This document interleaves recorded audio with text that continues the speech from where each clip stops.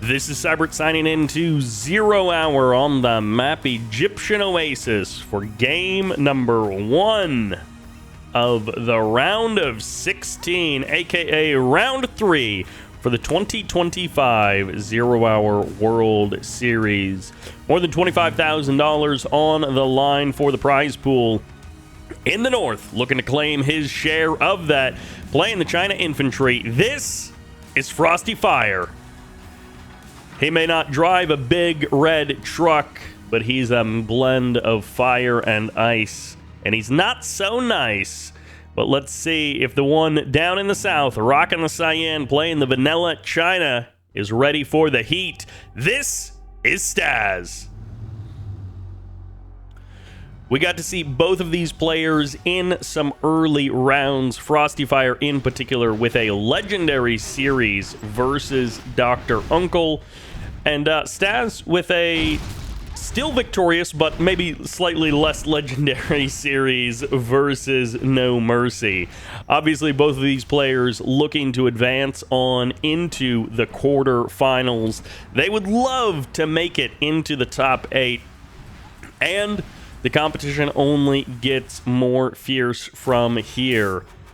One of the notable dropouts from sort of the early rounds of the tournament is Size.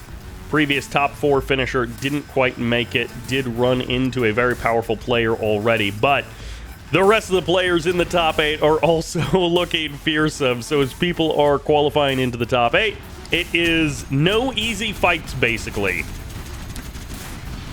Outpost does manage to trade out with one GAT. Second GAT does go down. That's a fully stacked Outpost. That guy is looking good. Meanwhile, Flamer does manage to take down the oil derrick. The dragon breathes its fiery breath, and that oil derrick will be no more.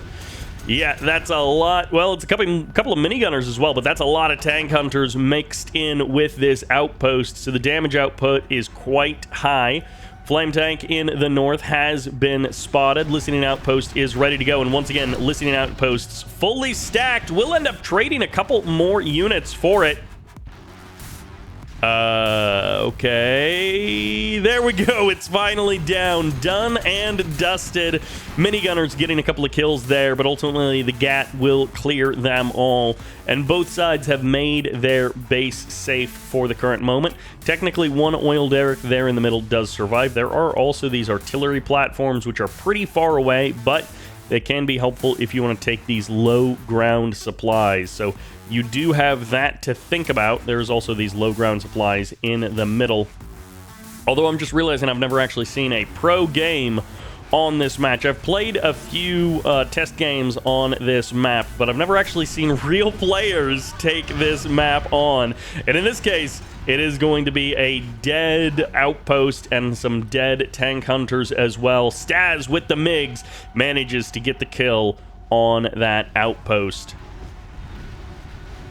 Another minigunner getting chased. Another oil derrick struck down. So Frosty Fire having none of these oil derricks. There are also these bunkers here on the left side. But Frosty Fire, he has not yet captured his own oil derrick. And also he doesn't care for Staz to have any oil derricks of his own. MiG strike ensures that nobody gets an oil derrick, so that's basically it for oil derricks.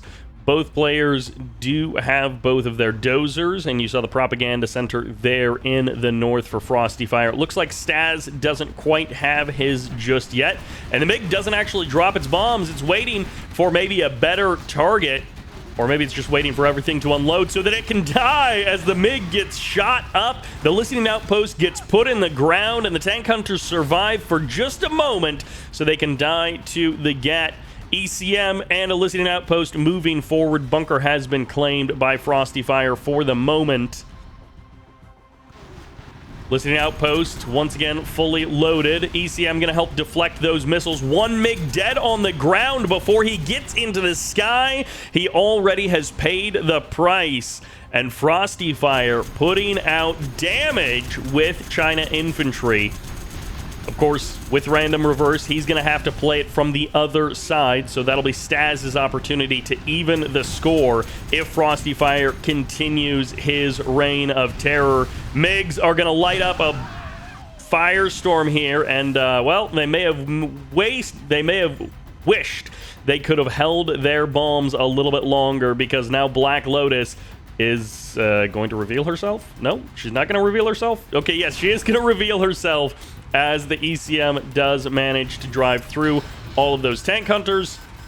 This is going to force the sell-off of that supply center, so goodbye to the supply center, buying more and more time for Frosty Fire. Staz almost losing that dragon tank to the one tank hunter inside the building, and now that Black Lotus has been revealed, the MiGs might just stay on the hunt, waiting for her to show herself again.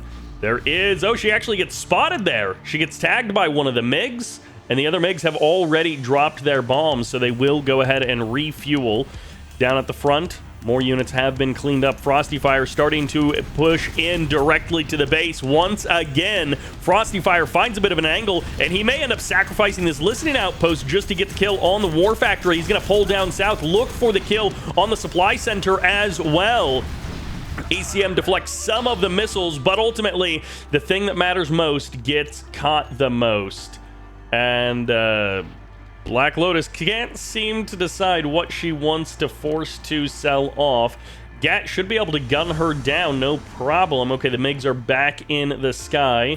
Dozer is also here. ECM tags that supply truck for just a moment. We'll also tag that Gat, puts him to sleep.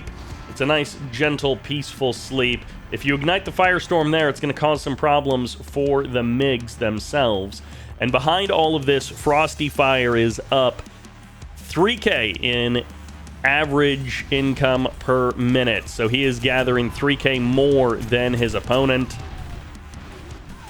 Being able to take the one low ground expansion, hasn't taken this one over on the right side. Black Lotus finally goes down. Okay, that threat has been neutralized for now. But Frosty Fire has not really had to deal with any direct aggression for most of this game. Double Dragon Tank coming up. At least one of them will get stopped by this listening outpost before anything happens. The other one has time to light up a firewall if he wants. And the Propaganda Center going to take 25% HP from just that moment of black napalm. But this is going to be a dead supply center. The trucks as well can fall. All units got pulled to the middle for Staz. And as a result, Frosty Fire finally gets in close. Well, that's one dead flamer, and the other one actually drove past the War Factory and will light it up a bit, but eventually both will go down. The War Factory survives, and the artillery barrage gets called in. This time, it's going to be from Frosty Fire. Another listening outpost to deflect another flame tank as more and more units gets caught in the middle. Carpet bomb called in, catches one of the dozers. And that's not enough artillery to actually clean up the airfield. The MiG dies on the deck, and one dozer is dead, but the other dozer is still alive. Dragon Tank gets tagged with the TNT, and it will explode in just a moment. ECM shuts down the other Dragon Tank, and Staz, putting all of his units out into the middle of the field, leaves him a little bit wanting back home on the defense. He does manage to survive the one clicks. He gets out a command center, so now he's no longer worried about that, and he can finally return fire with his own one clicks. Artillery barrage going to be coming across the map. Carpet bomb as well. Dragon Tank gets a kill. More reinforcements coming in. That's going to be a couple of dead supply trucks and a dead supply station as two supply centers get cleaned up in basically one fell swoop. And the Dragon Tank is back. Eventually, those dangers come home to roost. The War Factory will go down. The MiGs need to get off the deck, and this is going to be one dead dozer, and that's going to be one dead airfield. Burning down, barely it dies right as the MiG lands. It was on the edge of the fire going out.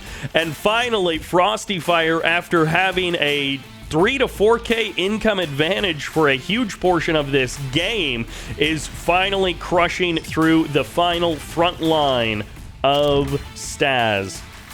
Staz still hoping to make something happen. He hasn't tapped out of the game. He hasn't typed GG. He doesn't have much left, but there he does. He finally heads out. And of course, that will do it for game number 1. And now, Staz gets the infantry in the reverse.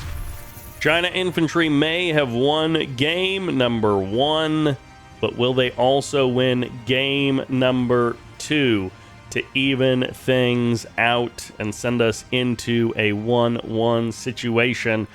Huge thanks to MP3 and CNCHD for uploading replays to the GameReplays.org replay section.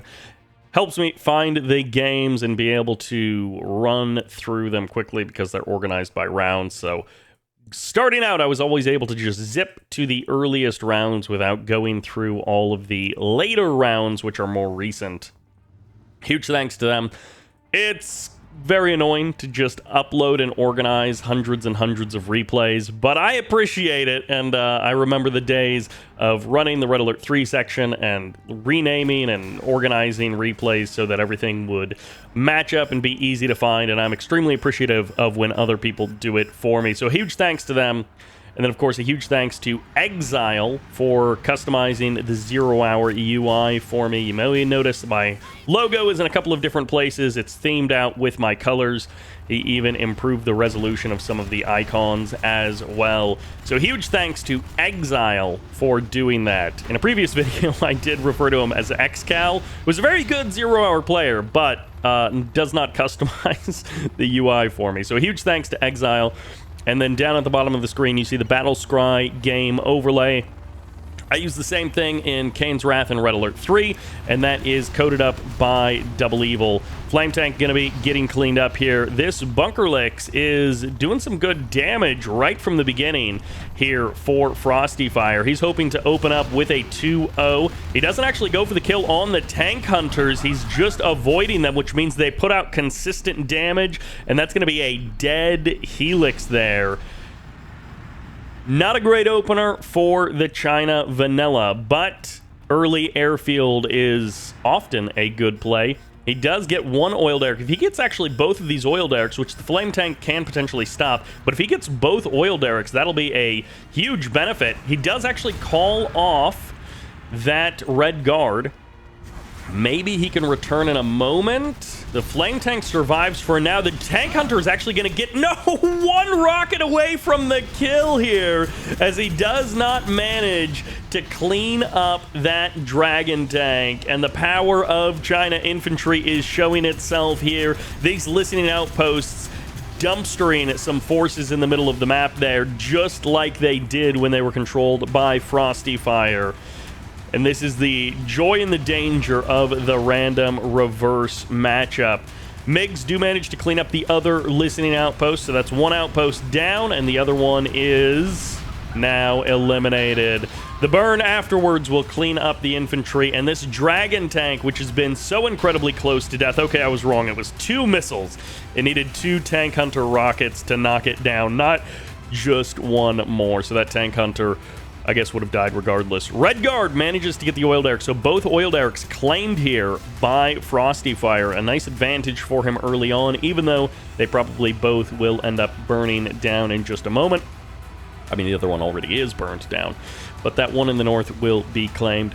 So huge thanks to Doublevil going back to the BattleScry overlay. Huge thanks to the Doublevil for coding up the BattleScry overlay and for Drive for the design of it.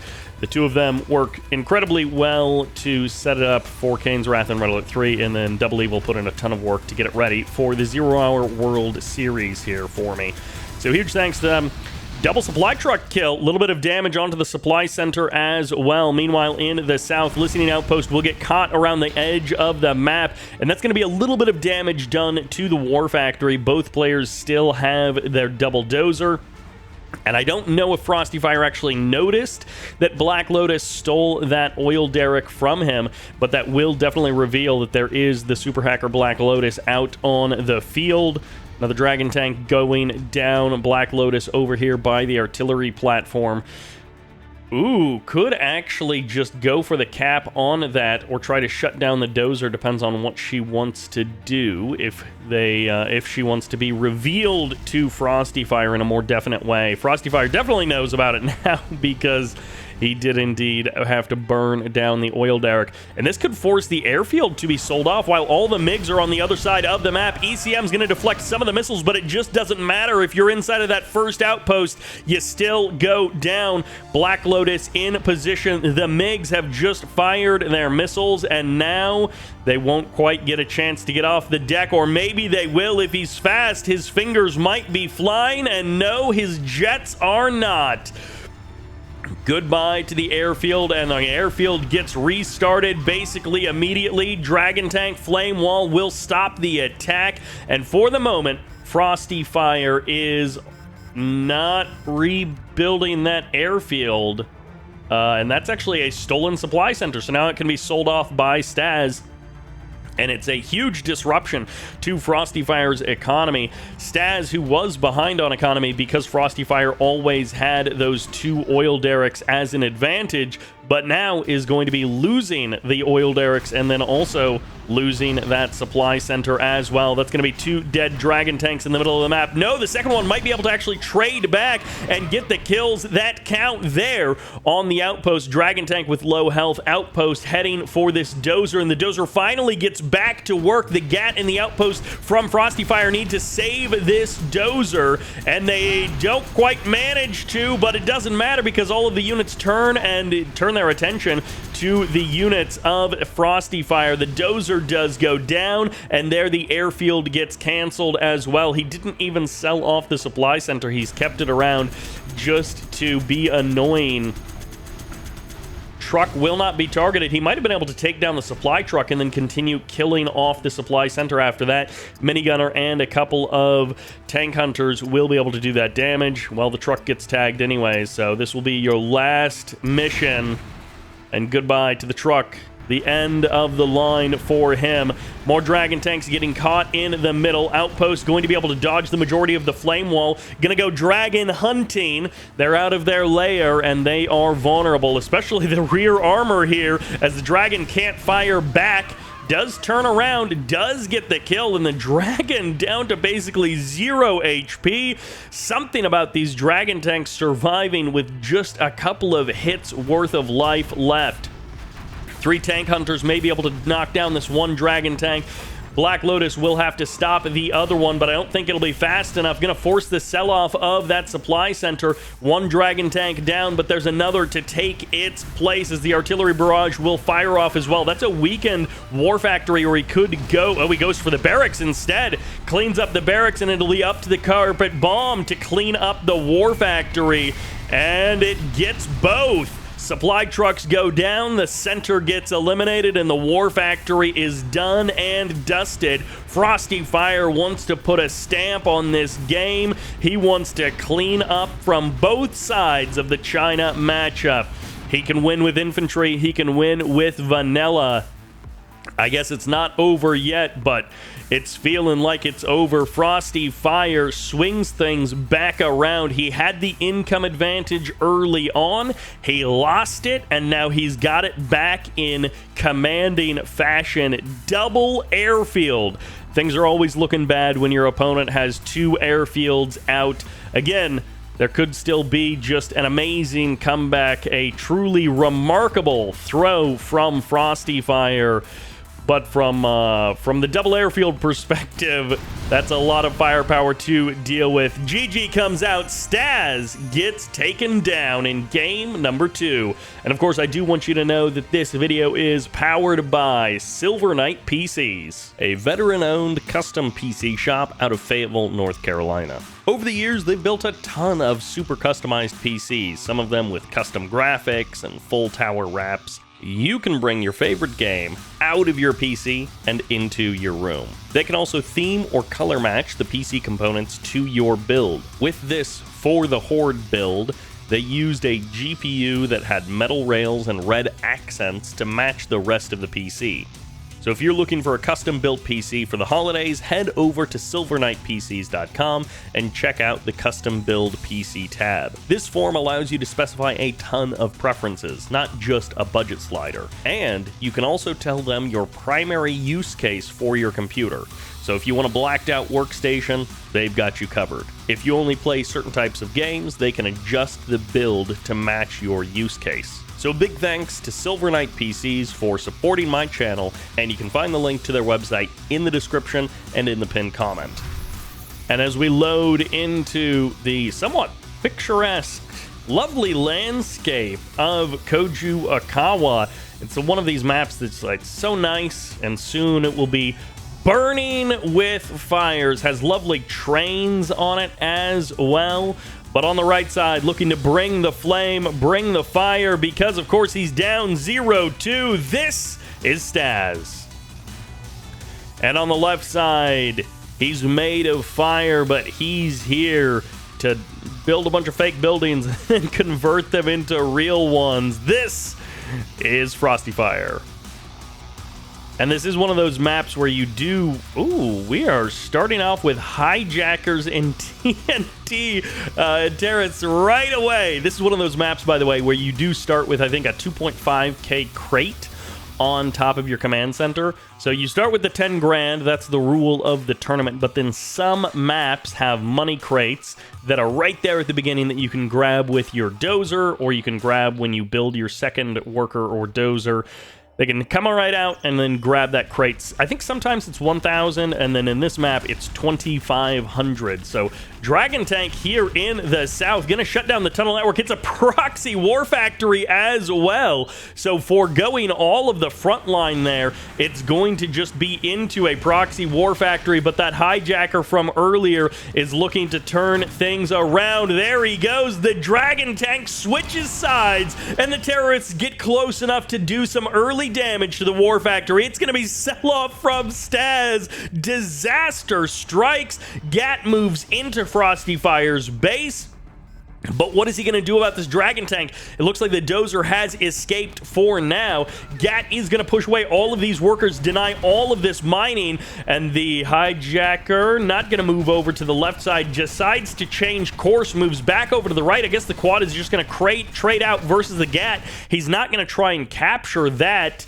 Dragon Tank has turned sides, and now, of course, Staz is thinking, oh, great, I have to worry about these hijackers all game long. Dragon will die. Dragon will die to the Gat as he stays out of range. Okay, not out of range of the firewall, as the Gat ends up going down as well. It's a 2-for-1 trade there. The hijacker versus dragons and Gats.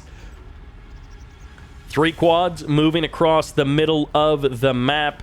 These two center supplies, another hijacker in the middle, these two center supplies in the north and the south in previous games that I've seen on this map have been absolutely instrumental in breaking the game open. Whoever ends up taking those supplies over, quads back off it looks like, whoever ends up taking those supplies over, okay, there's the hijacker again, will often have such an advantage in the game that they end up breaking it open with the use of those supplies. So these central supplies change hands quite a few times, and it's about whoever gets them for longer. Hijacker hilariously trailing behind that Dragon Tank for just a moment now. Outpost is finally out. Dragon Tank will be able to clear out that building. Well, maybe not with the quads moving in. Dragon moving forward into the bunker go those tank hunters, and I think this is going to be a dead Dragon Tank. We'll see how many shots the tank hunters get off here as the first bunker is about to go down. The other bunker doesn't have anything inside of it, and now the barracks is basically being camped by a wall of fire. Gat is about to change hands as well. As soon as he stops moving, the hijacker takes over. The Gat gets the kill on the Dragon, so it's not disaster for Staz, but it's not looking good. Meanwhile, in the middle of the map, Tech Repair Bay hasn't been grabbed by anyone, but it's 3 Gats, an outpost, and a Dragon moving forward. Double Gat will respawn. More tank hunters going down. Poised to move into Frosty Fire's base, but there are 2 hijackers finally going to get caught and killed. Both of them shut down, and meanwhile the Gat gets chased into the corner. He might actually kill off a supply truck here if he has enough time before his friend shows up to deny his life. That's a dead Gat traded for a supply truck. But Staz is not sitting back and taking it lightly. The Gats and the outposts have finally moved in. Quad cannons are going to catch one of the dragons, and this Gat friend isn't joining in on the fight. Hijacker also moving out to the bottom right-hand corner of the map as the listening outpost manages to hold the line against a couple of the quads. More reinforcements showing up for Frosty Fire. The circle is closing in, and the Gats will clean up a ton of workers, but not quite all of them. Don't go close to the mines as he gives himself away. He does a backflip, and the worker must have gotten sniped somewhere, but the tunnel network is still there on the front line. Gats escaping up to the high ground. Both supplies completely shut down, and yeah, it's cheap for GLA to rebuild workers, but it does have lost mining time, and there is also a cost associated with rebuilding. The supply truck doesn't actually get the kill. He tried to go for the crush. Is he really going to just hijack a supply truck? Yes, he is! There's nothing I won't hijack. Just takes it over, denies any further income from this supply truck. Maybe not the highest value get there ever has been, but it maybe every little bit helps. Every little bit counts. 3 dozers on the side of Staz. Building gets cleared out. No hijackers on the scene for the moment. Quad's going to move in. They will finish cleaning up these Gats. That's a double vet Gat. If he gets kept alive, maybe he will go up to heroic. Starting to rebuild the workers on these 2 supplies. Income should stabilize. Both players have captured their oil derricks, and now the artillery platform also going to be captured. GLA flag will go up for Team Blue. As the Gats end up going down, they commit into the base and they get no additional kills there. Dragon tanks reforming the front line here. Double dragon, double trouble. But in the south, it's going to be the supply center set up for Team China. GLA in the north with double, quadruple frontline tunnel networks there. Dragon tank setting up a wall of fire, but it's not a 360. It's only 180 degrees. As the Dragon tank goes down, the Gats take some damage, but where's the stealth reveal to see these hijackers coming? It's not here yet. Another Dragon tank will go down, sets up a firewall, burns down. Is he going to get the supply truck? Okay, barely not. Does help set up a, does help clean up a Gat cannon there. A Gat tank, rather, not a Gat cannon. Supply, or scrap, rather, will not be grabbed. One of the tunnel networks ends up going down. The building has also been cleared. And, he firewalls 2 of his own Gats as well. Meanwhile, in the south, Carpet Bomb coming in on top of the tunnel networks, on top of the oil derricks, as one tunnel network does get denied there. Battle Bus showing up. This is a lot of low health Gats that can be killed off quickly to rank up the units inside of that Battle Bus. Dozer goes down, but it almost doesn't matter with the command center already up. The damage has been done. Battle Bus going to keep trading out, kills the outpost, kills the Gat, and the follow-up will be the artillery strike, cleaning up both of the oil derricks. It's going to be the quads in the south cleaning up the scrap. The Battle Bus brought them to the front line because it cleared everything out, and now the Gats are reaping the rewards. But in the north, a couple of Dragon tanks, now a dozer added into the mix. I guess these 2 players are going to swap sides. One devotes their attention to the north, the other devotes their attention to the south. Frosty Fire, who used to have control of this northern central supply, will, I guess, be giving it up and exchanging it for the southern central supply. Mine drop does come in there. Once again, the support power is being used, at least on the Staz side of the map. He's got that command center up and running. And is there a command center? Okay, yes, there is on the way for Frosty Fire. So soon we can have the return fire from the stealth general, putting out those 1 clicks onto the field. RPG Trooper is going to target down one of the Dragon Tanks, but the other one is still full health, going to help burn down these tunnel networks. The holes do survive, though, so those will be rebuilt. Another Dragon Tank gets caught here in the middle of the map. Frosty Fire burns down one oil derrick and knocks down the other. The quads will eventually get caught and killed behind enemy lines, but their damage has been done. They wanted to kill off those oil derricks. They have done exactly that. Battle Bus moves on forward. Frosty Fire, the supply truck is still at the back of the base. The oil derricks have almost all gone down on this map. This one is still under control. Oil refinery hasn't been grabbed by either player at the current moment, but I think all of the other neutral structures have pretty much gone down. Although no one's grabbed this tech repair bay in the middle either. So artillery platforms, tech repair bays, and one of the oil derricks, and then the two oil refineries still up for grabs. Some good value in all of those things. 3 black markets in the north. No black markets in the south because everything gets burned down by the Dragon Tanks. Leaves the door open for one moment, and in comes the Dragon Tanks to burn it all down. Artillery platform will eventually go down. Fires off another shot. Misses the Gats. It's a warning shot because it's about to get blown up. Battle buses move across. Take a little bit of damage. They will get the Dragon Tank. So the Flamer goes down. Supply center in the south, not so much in the north. No one has retaken the middle supply in the north just yet. Are the Gats hoping to bait the quads onto those mines? It may actually work. The battle buses may go a little bit north as the quads are going to basically drive onto the mines and reveal them. Battle bus is taking some big damage as well. A couple of them may end up flipping. No, they escape. Everything escapes. Barely any HP. 3 quads in that heavy damage mode. They have taken so much damage that they can barely even move. They'll get cleaned up by the Gats, the experience claimed by those China units. And meanwhile, a Dragon Tank making its way to the top left-hand corner. A couple of Dozer will end up going down. A couple of battle buses going to be moving forward, and I'm going to guess that's Jarman Kell inside of one of them to add that extra firepower out the window. Dragon Tank will eventually take down the last oil derrick on the map. Back into the tunnel network they go. Supply trucks desperately looking for anywhere that they can harvest supplies from. There's not a lot of cash left on the map if you're China.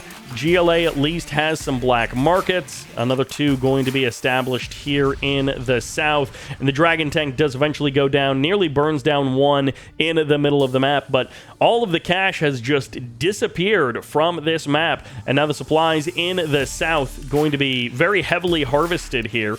I guess you might as well just send all of the trucks and take as much of that supply as you possibly can. Even if you're not harvesting it faster, you want to take it from the middle. Meanwhile, in the north, it's one supply. Artillery barrage fires off. Battle bus show up. They clean up that listening outpost in one fell swoop. Artillery barrage crossing over. MiGs and a carpet bomb as well. MiGs ignite the firestorm, or at least try to, and the carpet bomb gets cleaned out before it really does anything. Artillery barrage lands on one of the markets, but the others keep on cranking. The numbers game is working out in Frosty Fire's favor. 7K to 1K per minute as Frosty Fire opens up with a strong 3-0 versus Staz. A good fight from the China, but now he gets to play the other side of this matchup. The fire will burn in the other direction this time, and let's hope that Staz can make it happen with the GLA. He was picked apart a little bit by some of those hijacker performances from Frosty Fire. So maybe now he can show the power of the hijacker. Double barracks as an opening, couple of rebels.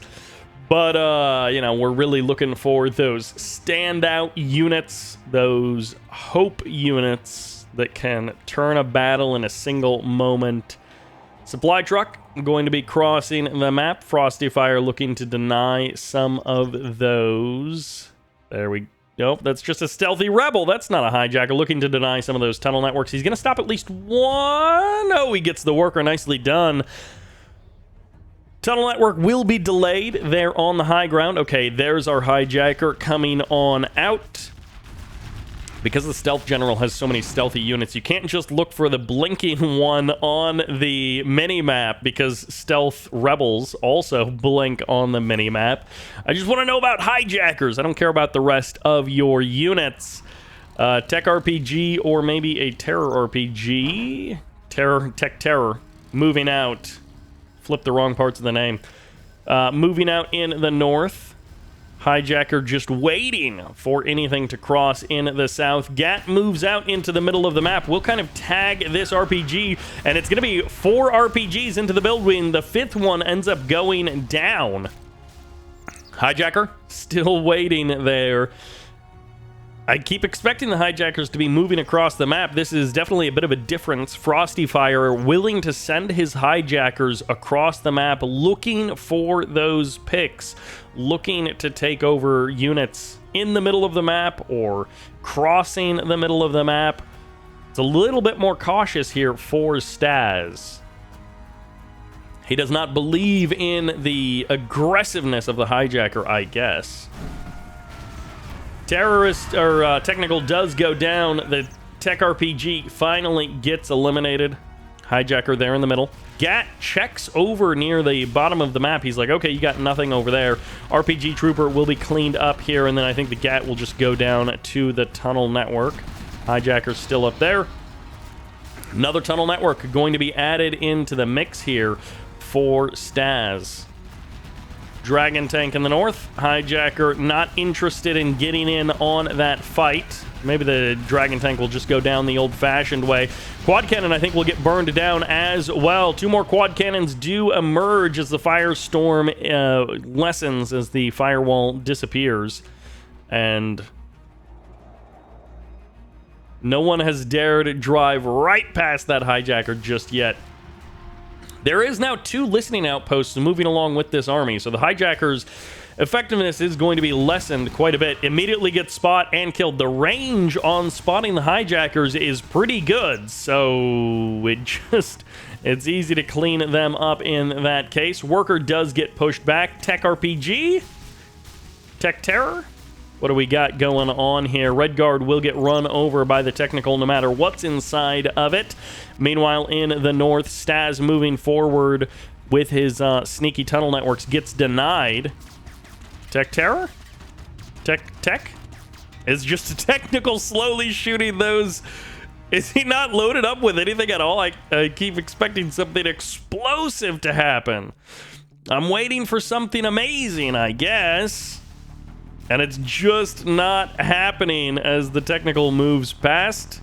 All right, in the north, FrostyFire's force is going to reform their front line. If he drives right into mines after that long, circuitous route, he's stopped right next to the war factories. Surely there's terrors inside of there. Quads pop out of the tunnel network. Building has been claimed as well. Firestorm is going to be lit up here. The firewall, rather. And everything just goes down. I don't know what's going on. Staz almost had a plan there, and it didn't work out. And now I guess he loses the tunnel network in the north as well. Dragon Tank going to move forward. Dragon Tank gets overwhelmed, instantly popped there. Supply Center is up. It looks like a Gat Cannon is being added in as well. Stepping down the ramp onto the low ground is dangerous for China indeed. Only 1 Dragon Tank, though, here, so 1 more dead quad, 1 more dead quad, and a dead Gat or something as well.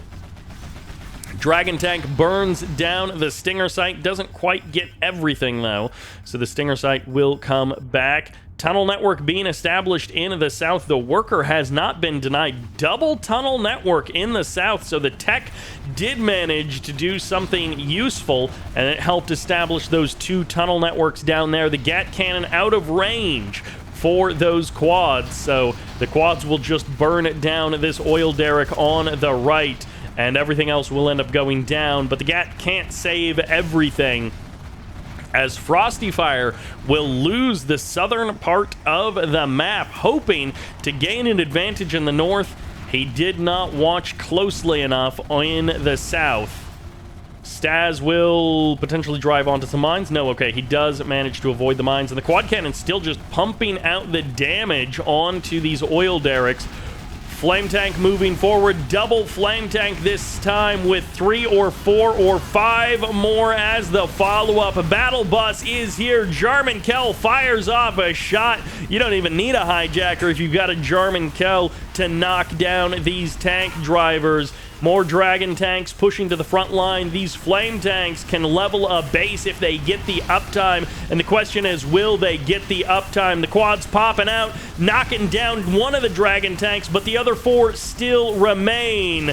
The walls of fire encroaching on the GLA domain, forcing the sell-off of a double supply stash on the high ground. The artillery platform has been long dead, and War Factories, barracks, all the next things on the menu for the Dragon Tanks. Battle Bus swings around the backside, can pick up a ton of scrap upgrades. This double vet Dragon Tank is surviving for so long. It's still alive, and Jarman gets another snipe off. Everything has basically been cleaned up from China, but there's going to be the cluster mine on top of that quad cannon. As soon as he moves, he is dead. Another Dragon Tank will go down. Mines eventually get cleaned up by the workers called off the line, stopping their gathering and instead going to clean out those mines.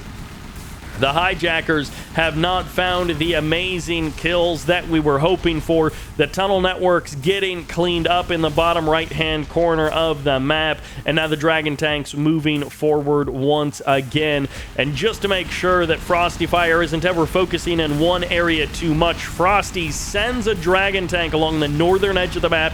He can kill off that oil derrick that's up there, or he can try to backdoor into the base while the quads, while the battle buses are dealing with these gats on the front line. They can clean up the China army here, but it's only the first wave. Behind all of this, both players have been staying very close on income, but for the last minute or so, Frosty Fire has taken over both the north and the south. He has those central supplies, so much scrap that could be grabbed by Staz to try and upgrade some of his units.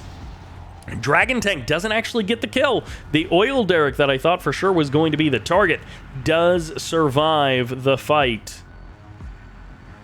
Airfield now out. MiGs can make their presence known, and I believe we have the command center already up. Some of those one-clicks coming in, the cluster mine, the carpet bomb earlier, and I'm sure there was probably also an artillery barrage, considering that Frosty Fire is 4 stars. And finally, a Dragon Tank. I think this was probably one of the ones that Jarman Kell sniped. Not necessarily a hijacker. But that is a fully heroic quad. No junk upgrades, though. So we'll have great survivability, but not necessarily the boosted damage. There's a little bit of supplies still here. $1,000 up there. Just worth long-distance harvesting, not worth building a whole supply stash for. Meanwhile, carpet bomb, what is the angle on this? Okay, it must be the oil derrick in the back. Can also get one of the tunnel networks, maybe. Fresh Dragon Tanks, a couple of outposts, and an ECM as well. The perfect mix of things. Carpet bomb may be shut down, but it almost doesn't matter. All of the bombs go off basically anyways, and that's going to be some dead quads, but a dead carpet bomb. That's okay. You just wait for the timer to reset. Wall of Flames does ignite the tunnel networks. Battle Bus almost drives into it, and the MiGs are now here. Firestorm doesn't quite ignite, at least not on the first pass. Dragon Tanks need to get fresh flame walls up. They need to burn down these quads, but they all escape into the tunnel network. Stinger Sight, the next target. Frosty Fire looking to open up this series with a 4-0, winning both sides of the almost China mirror on map number 1 and now on map number 2. If he's able to win the GLA and the China side of this map as well, that will be demoralizing for Staz, if nothing else. Frosty Fire looking to push forward. Inferno Cannons, Overlord, ECM, Outposts, Flamers, all on the front line here. That's a lot of RPGs. That's a Jarman Kell as well. Overlords can be sniped. Inferno Cannons can be difficult to deal with. Cluster Bomb probably coming in here on top of the War Factory maybe, or one of these tunnel networks on top of the workers. I don't know where he went. He did something. And in the middle of the map, it's more and more Dragon tanks pushing forward. Firestorm on top of the quads. It doesn't quite burn them down, but it gets two as they escape through the tunnel network. Battle bus around the backside. There's the MiGs, the counterattack. The Overlord survives, but the Inferno Cannons do not. The snipe comes in, and the Overlord doesn't survive either. The cleanup from Staz is clinical. 10K per minute, in part because of these black markets. 1, 2, 3, 4, 5, 6, 7, 8 markets at least. It looks like maybe 2 more on the way here, as artillery barrage will come in, crossing the map somewhere. Gat in the middle. Huge army expenditure in the last minute for the China player. Maybe on top of the War Factory. No, he goes for the market. He does get the cleanup there. Carpet Bomb or something also gets cleaned up. Frosty Fire now needs to rebuild his army. He lost a huge chunk of it in that last fight. 23 units to 23 units, but the army value is double for Frosty Fire. Quad cannons getting jumped on. That's a fully heroic quad with some junk upgrades, and it just gets bashed by the Gats. They close in, they shut it down. Black Lotus out onto the main battlefield now. Tech Repair Bay has been captured by Frosty Fire. Fresh tunnel network in the south. Dragon tank step forwards. This time it's on Stazz's side. That's a lot of Gats. Couple of flame tanks with them. Battle bus steps forward. Going to be able to poke down one of those Gats. But the MiGs come in. That's a dead battle bus. Gats on top of the quads. Big quad pop. Flame wall coming up to try and stop the Gats. But nope, that's a dead flame tank. Everything else might just burn down these tunnel networks. The workers still getting as much of this resource as they can. 5 stars now for Frosty Fire as he moves in. His army getting overwhelmed by the sheer firepower of the quad cannons. No additional MiG strikes to clean them up until basically the army is already gone. There's only 4 units remaining here. Firestorm does ignite on top of that old tunnel network, and the battle bus is there on the low ground, slowly getting picked apart. Flame tank goes down. Scrap upgrades picked up by the quads. Overlord is here, and so is that Inferno cannon. Reinforcements now going to be crossing the map, and there's the snipe. Jarman Kell finds the kill on the Overlord. The quads pop out to deal with another dragon, and the army moves forward. Supply center on the front line, power plant as well, and now the barracks as the Inferno cannons are going to ignite the Firestorm on top of those quads. And finally, the GLA army has been mostly crushed. That was a bad time to pop out to deal with that army. Flame tanks moving forward. Overlord is still neutral, uncaptured in the middle of the high ground there. And more supply stashes coming in for the GLA. Once again, the supply in the middle is held only by Frosty Fire. Black markets making up the majority of the income for Staz, and those are tucked away nicely in the back of the base. Once again, the carpet bomb going to be coming in, this time directly over top of the oil derrick, and once again, the oil derrick and the tunnel network both survive. It's 2 carpet bombs now that have essentially been wasted on those buildings. It does, cost you something to, I guess, repair and, not have the tunnel network up, but that's not the most high-value tunnel network, that single one there. There's a backup tunnel network right next to it, so even if these units start invading in the northern section. The second tunnel network can still be utilized. There's also the palace at the back of the base. Inferno cannons catch a couple of RPG troopers from the high ground over the wall, although that Inferno cannon gets blocked by the building. I don't know if that was an intended design feature of the map maker or not.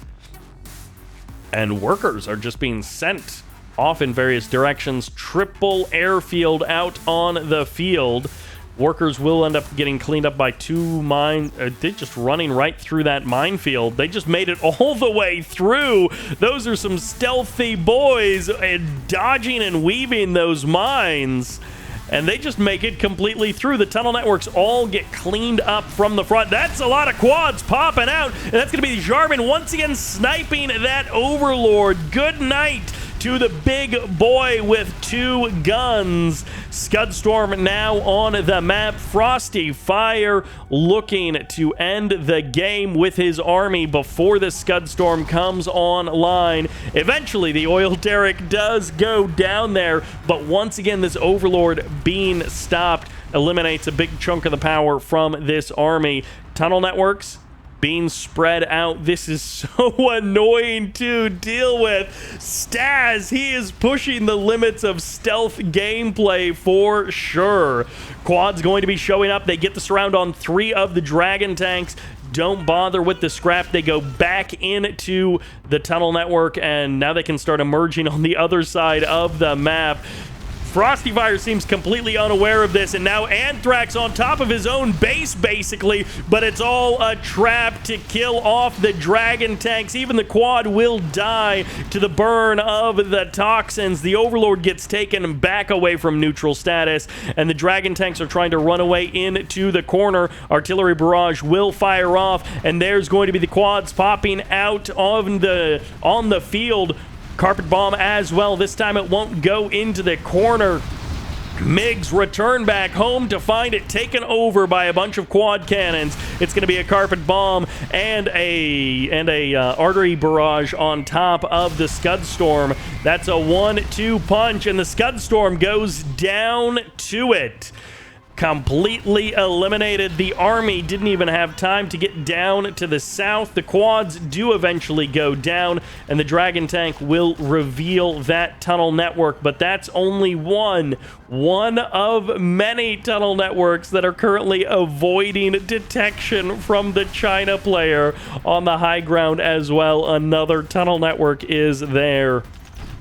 And it looks like these MiGs have realized it, but they don't actually see that tunnel network until it finishes up there. Sneak attack gets added on as well, so the MiGs unload their payloads, and now the quads are going to pop. A couple of RPG troopers as well. They'll gun the MiGs down on the deck. That's 2 dead MiGs. Make it 3. Can we go for more as 4 die on the floor? It's Dragon tanks to save the day. RPG troopers are going to have free fire on these on these airfields as more and more Dragon tanks show up to try to save the day, but it's overwhelming firepower. Cluster mine on top of that sneak attack exit, and the rest of the China army clearing out the main base of the GLA. It's long since been abandoned. Staz doesn't care about winning the game in a traditional sense. He just wants to win the game, period. He doesn't care if he has to do it with a sneak attack army and a hidden tunnel network, backstabbing the China player where he doesn't expect. These RPG troopers have been working on this airfield for 6 to 7 business days, and they're still only halfway down. I think the doser was repairing it, and now endless flames will force everyone back down into the ground. 2 airfields do survive, but I believe 0 MiGs survived that attack. Staz, his army is just absolutely being dwarfed by the army of Frosty Fire. Frosty Fire has more than 3 times the army value of Staz, but those black markets have been keeping Staz in the game for so long, and now they're being set upon, burned down by the China flames. Black Napalm, it's a heck of an upgrade, and we have been seeing it used across basically every China game, but especially here as the black markets get knocked down. The palace takes a full brunt of a carpet bombing, and it's more dragon tanks all the time. Staz may have stealthy boys, but he can't deny the wall of fire that moves across his base.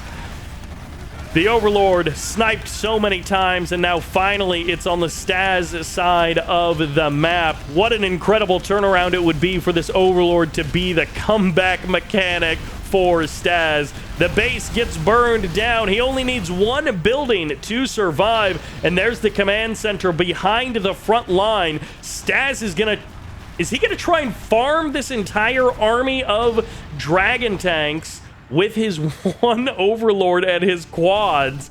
He managed to get the command center up, so there it is. It's in the corner. He has the bridge guarded. Surely this will just...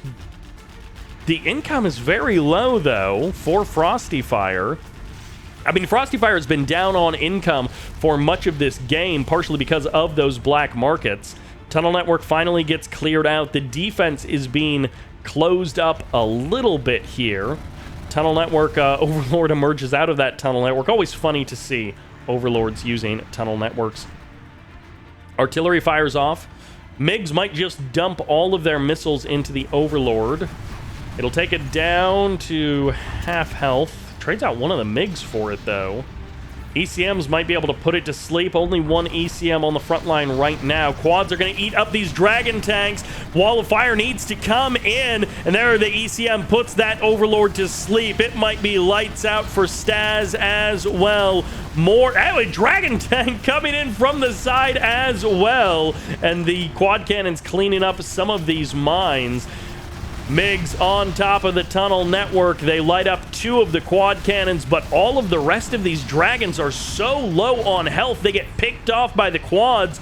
Full health, full heroic quad cannons, getting those junk upgrades as well, avoiding the fire of the artillery platform. The barrage is going to come in, the carpet bomb as well, on top of the barracks, on top of the tunnel networks, but a fresh one has been established. It'll survive the carpet bombing. Everything survives the carpet bombing, but not the artillery barrage, as there is still money to be gained in the north. Staz fighting for his life here in game number 4. It looked like FrostyFire was gonna burn it all down, and now it looks like Staz just can't find all of the right holes to knock down.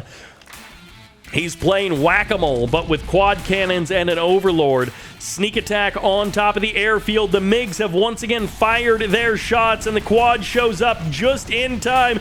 Get them down on the deck.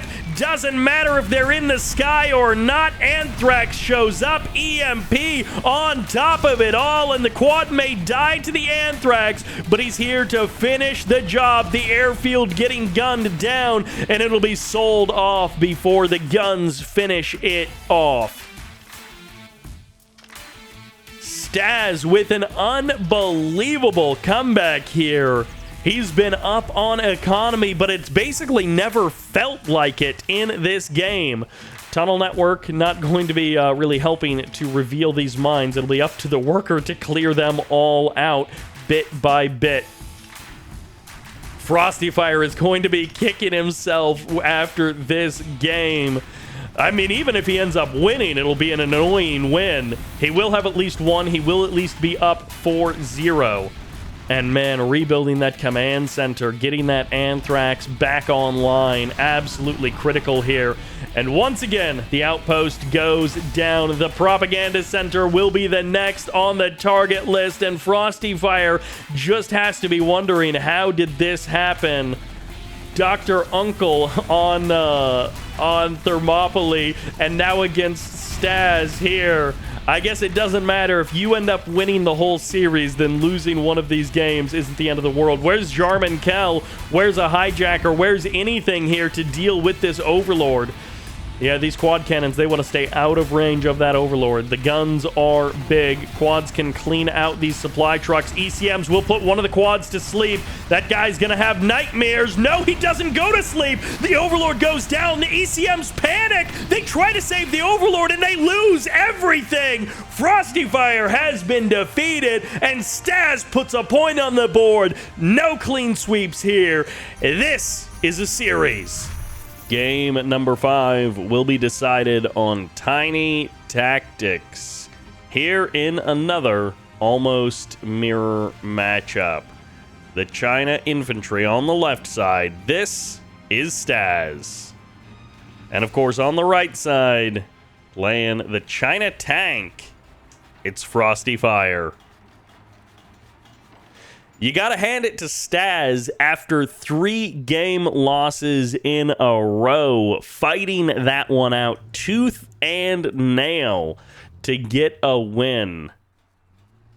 What a comeback. That may have fixed a lot of his mental from the 3 losses. Sometimes that can be quite an invigorating thing to win a game from that state, especially if you feel like you're the underdog player. But if you feel like you should have an easy time with this match, then that may not be a mental fixer at all. That may still be causing some problems for Staz's mentality. But what an incredible win for us to witness. There's Staz against Frosty Fire. Dragon Tank coming up. We had the China Vanilla versus the China Infantry switch up from the first 2 games, and now here we're returning to China Infantry, and this time versus China Tank for our game numbers 5 and 6. Oil derricks grabbed. Dragon Tank. Ooh, so close. Both oil derricks do actually get captured. Now, it was War Factory into Airfield for the China Tank, so the first helix is pretty quick, but it's not going to be fast enough. At least one oil derrick will go down. The second one looks like it'll be saved. It's down below half HP, so it is vulnerable, but it is saved. And that's going to be a Dragon Tank to burn down all of the tank hunters. Helix continues along the southern edge of the map. Dozer is here, as well as some tank hunters. Meanwhile, in the middle, the Dragon Tank gets some big damage done, and the Dozer gets sniped. So do a couple of the tank hunters, but the Helix is going to have to unload, and not fast enough. Tank hunters find the kill that actually matters, and the Dragon Tank will be the follow-up. Oil derricks not captured yet by Staz, so the fast move to the oil derricks can cause some problems here. And the Dragon Tank eventually wins that fight, but I think that's a bit of friendly fire done to that War Factory. Only down to about 70% HP, so he's still reasonably healthy there. Supply Center added on in the north. This is another one of those maps where you do start out with a 2.5k crate right at the beginning. So this is essentially a 12,500 money start here in game number 5. MiGs find the attack, burns down the outpost right as it rocks up to the base. And these forward supplies, apparently it can be a dangerous spot, both in this match and in, I think, the match that XCal played versus HSN. Those forward supplies can be a dangerous spot for anyone. High ground supply now fully established with a bunker for Staz, so he at least has that going for him. Flame Tank moving forward. Double Vet gonna get chased down slowly but surely by that outpost. And then building in the middle, that's the artillery platform being captured there by Frosty Fire. A rough opening for both players in very different ways, with that Helix going down for Frosty Fire. But Staz now with this double bunker up in the north. That can be quite a powerful position to hold that. Well, he loses the Dozer, so that's not good. But it can be quite a powerful position to hold that sort of middle-of-the-map supply. Any of those contested supplies, like we saw in the last game, can be absolutely critical. Dragon Tank does clean out a couple of more units. This other base supply does also have 3 sets of barrels with it, so Those can be exploded at any moment, and they can do quite a bit of damage to anyone who is harvesting there. You want to collect supplies, it's going to be a dangerous thing. Wall of Fire goes up, and one... Okay, only one tank hunter goes down to it. Meanwhile, dragon tanks pushing in all over the map, outposts stopping most of them. For the current moment, Frosty Fire, he's having a cold time getting the fires lit all over the map. Currently, Staz up 3K on income per minute, so his income from that northern expansion is doing a good job to elevate his economy. ECM's out on the map, mines getting crushed by the flames of Frosty Fire, and in the middle of the map, 2 more dragon tanks, although it looks like they're going to get caught and killed by the tank hunters. Outposts in the south clean up that, and Staz somewhat stabilizes, although partially with the help of these ECMs just putting those tanks to sleep. Bunker survives. The mines may not, the supply center may not, but the bunker has survived there. Listening outpost comes in from behind. It'll slowly but surely take down that dragon tank. No, it doesn't actually keep chasing, so the dragon tank escapes for now. And then they'll pass each other once again. A couple more rockets to help clean up that dragon tank. ECM's happy to lock down what they can. Meanwhile, in the middle, Staz pushes forward. 11K per minute for Staz. 10 grand in the bank. A decent amount of float coming out from Staz. And the Frosty Fire, he's got one escaping fire flame tank along the north. Triple flame tank gonna catch these listening outposts. If they can get the firewall up, they can stop this attack. There's the split. ECM locks down one of the flame tanks, and 2 of the outposts manage to escape the first wave of fire. Command center has now finished, so that dozer snipe doesn't mean as much, but the helix follow-up from Staz, there's just nothing that shoots up right now. War Factory going to get targeted down. The Gat's going to have to come out of the other War Factory. Double Gat pop at the same time, but the listening outpost taking some of the attention, and the barrels go up. So do the supply trucks, lit up and put in the ground as the supply center gets cleared out. That's an artillery barrage firing off, and Frosty Fire has the dragon tank on the other side of the map. Arty Barrage will land somewhere on one of these expansions, and the eco for Frosty Fire is being absolutely demolished with this 1-2 punch. Artillery Barrage actually lands on the War Factory. It doesn't go for the supply center. It will be the carpet bomb that cleans up the trucks.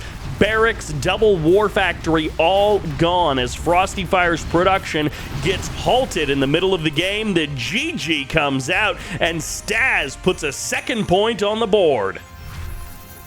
Staz continues to put points on the board, now bringing a War Factory right to the front line, to the middle of the map. And meanwhile, Frosty Fire, once in control of this series, has been slowly but surely losing control of it game after game. It looked like such a strong opener, and now it feels much more like it could be anybody's game. 3-2 is the score, and even though it is still a lead for Frosty Fire, Staz has shown such life and resilience that we are no longer in the danger of a 4-0 situation where it just feels like Frosty Fire is running over Staz. It's anyone's game at this point, but it's a bit easier for Frosty Fire. Dragon tanks out on both sides, and Frosty Fire going to be losing that War Factory on the front line. That's a full hero version of a dragon tank. He's going to get the knockdown on everything. Another strong opener for Staz, but he is going to have to shut down this dragon of his opponents. He doesn't want his opposite number to just get the win the same way. Tank Hunter steps out, trying desperately to get far enough away that he can turn and engage, that he can be the hero against this dragon tank, but the wall of fire waits for no one. In the north, another proxy war factory up there. Last time we saw it, it didn't work, even though it was versus Frosty Fire, and the wall of fire needs to come up soon. Whatever comes out of that war factory will burn down the dragon tank. It's healed back up to half HP already, and the minigunners are strong, incredibly strong, but they can't win the game alone versus all the armor and all the power of the tank general. Staz is lighting it up and running away with game number 6.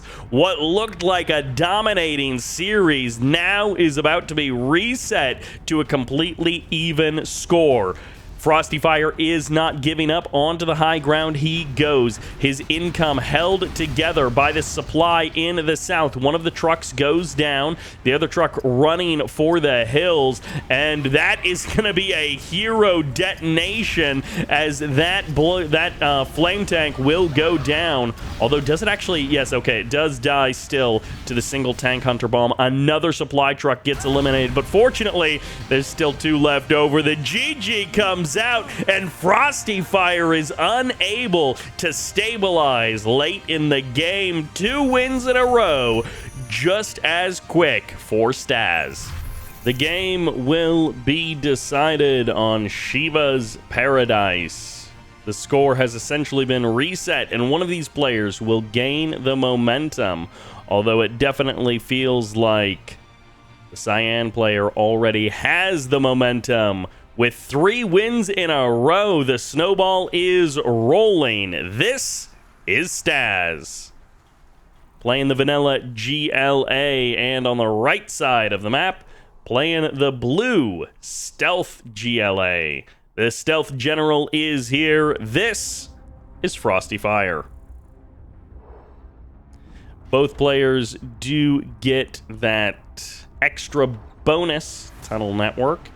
One in the north, one in the south. So Staz and Frosty Fire both have that as a long-term advantage. Sometimes when you have one GLA versus another faction on this map, GLA can make more use of the tunnel networks. But in this case, they're both GLA, so they will both have quite possibly an insane number of tunnels all over the map. In this case, Frosty Fire may have an advantage with all of his sneaky stealth, but we won't count our chickens before they hatch, so to speak. Let's not count Staz out just because he's not playing the stealthy boys, and his units are a little bit less annoying. Worker plus 4 RPGs inside of that technical, so this could be a network drop and then some RPGs to blow up some buildings. Both players might just initiate a knife fight, although RPGs and buildings, they're going to get 4 rockets off on this technical before it shows up on top of the tunnel network, and that's going to be a dead technical. Worker in the corner, RPGs will be the follow-up. Technical goes for the crush, and maybe the RPGs pop on out to deal with the war factory. Arms dealer produces nothing at the current moment, and the tech is going to escape down to the south. So for now, RPG stays inside, looking for another angle. This second tech did manage to get a kill for Staz. He stops the worker of Frosty Fire at least, but now Frosty Fire has that point of access in the corner. Double tunnel network up there. And of course, Staz is going to know that that is a possibility. He has seen this map before. He has likely played lots and lots of games on this map. He knows this corner position is extremely annoying and extremely common to drop tunnels in there.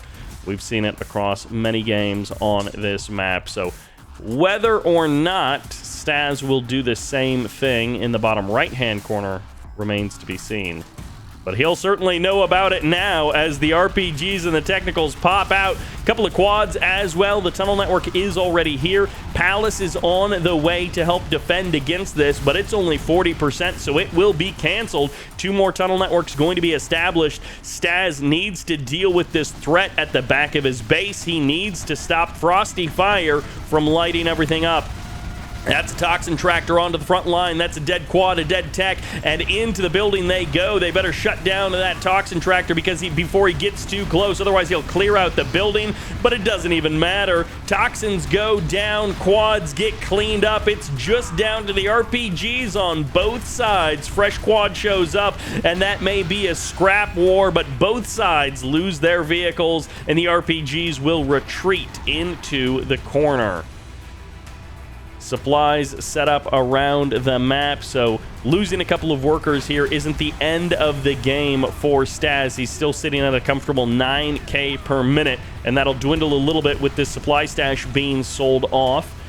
Network gets added on. More and more tunnels here for Staz to deal with. Frosty Fire now going to be putting damage directly into that arms dealer. Down on economy and down on production. Both could be a big, big problem for Staz. He's getting encircled here as he trades 2 quads for 2, and the RPGs are free firing on each other. Quad picks up the scrap upgrade, and that's going to be another dead quad. Fresh quad popping out of the arms dealer, and Staz trying to cut off the retreat here with that tunnel network. Quads should die on the side of Frosty Fire, and it's just down to the RPGs, which get cleaned up by that quad. Quads and RPGs on both sides. Quads and RPGs. The quad versus the quad, the RPG versus the RPG. And it was an endless fight, but Staz wins out. His income is stabilizing. He might drop below 9k per minute there, but he should come back online with this new supply stash up and running. Quads pop out. Lots of RPGs already on both sides, and it's going to be even more quads onto the front line for Frosty Fire, and those RPGs just get lit up. Both players with heavy losses. Some scrap upgrades going to be getting picked up by both. The army values are close to each other, but for the moment, Frosty Fire maintains an income advantage. The harassment has been consistent. There's still 2 tunnels up there in the north.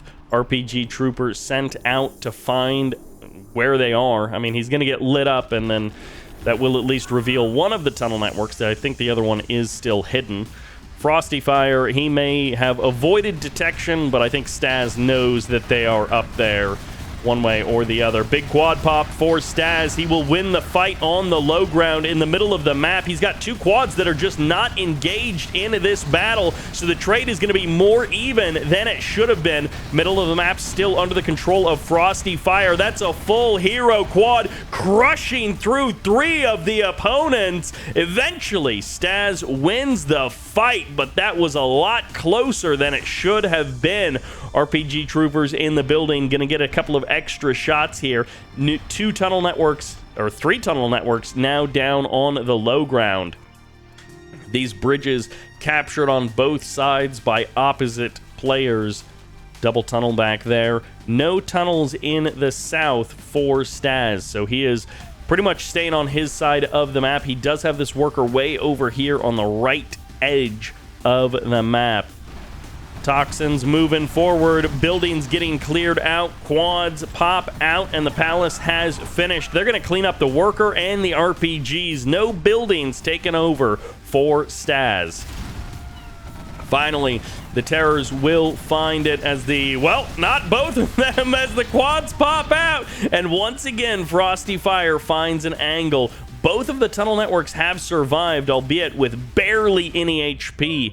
That one on the left is basically dead. Income has evened up quite a bit. Staz now ahead in total resources gathered, currently sitting at 11k per minute. The advantage over his opponent. First black market, I think, coming up on the side of Staz. It doesn't have any yet in the south. Battle bus out on the field. We can sort of assume Frosty Fire probably has his own markets up as well, so we could be dug in deep with some entrenched warfare very soon. Both players with a healthy number of markets, with tunnel networks and access to their opponent's base. It can be a long one in a GLA mirror.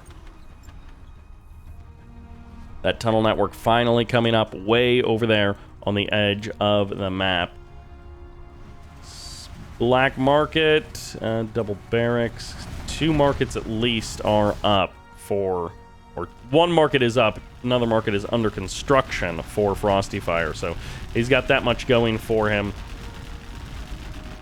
Oil refinery being targeted and repaired by Frosty Fire. I'm not sure what that's about. I'm sure there's some reason for it, some quirk of 0 hour.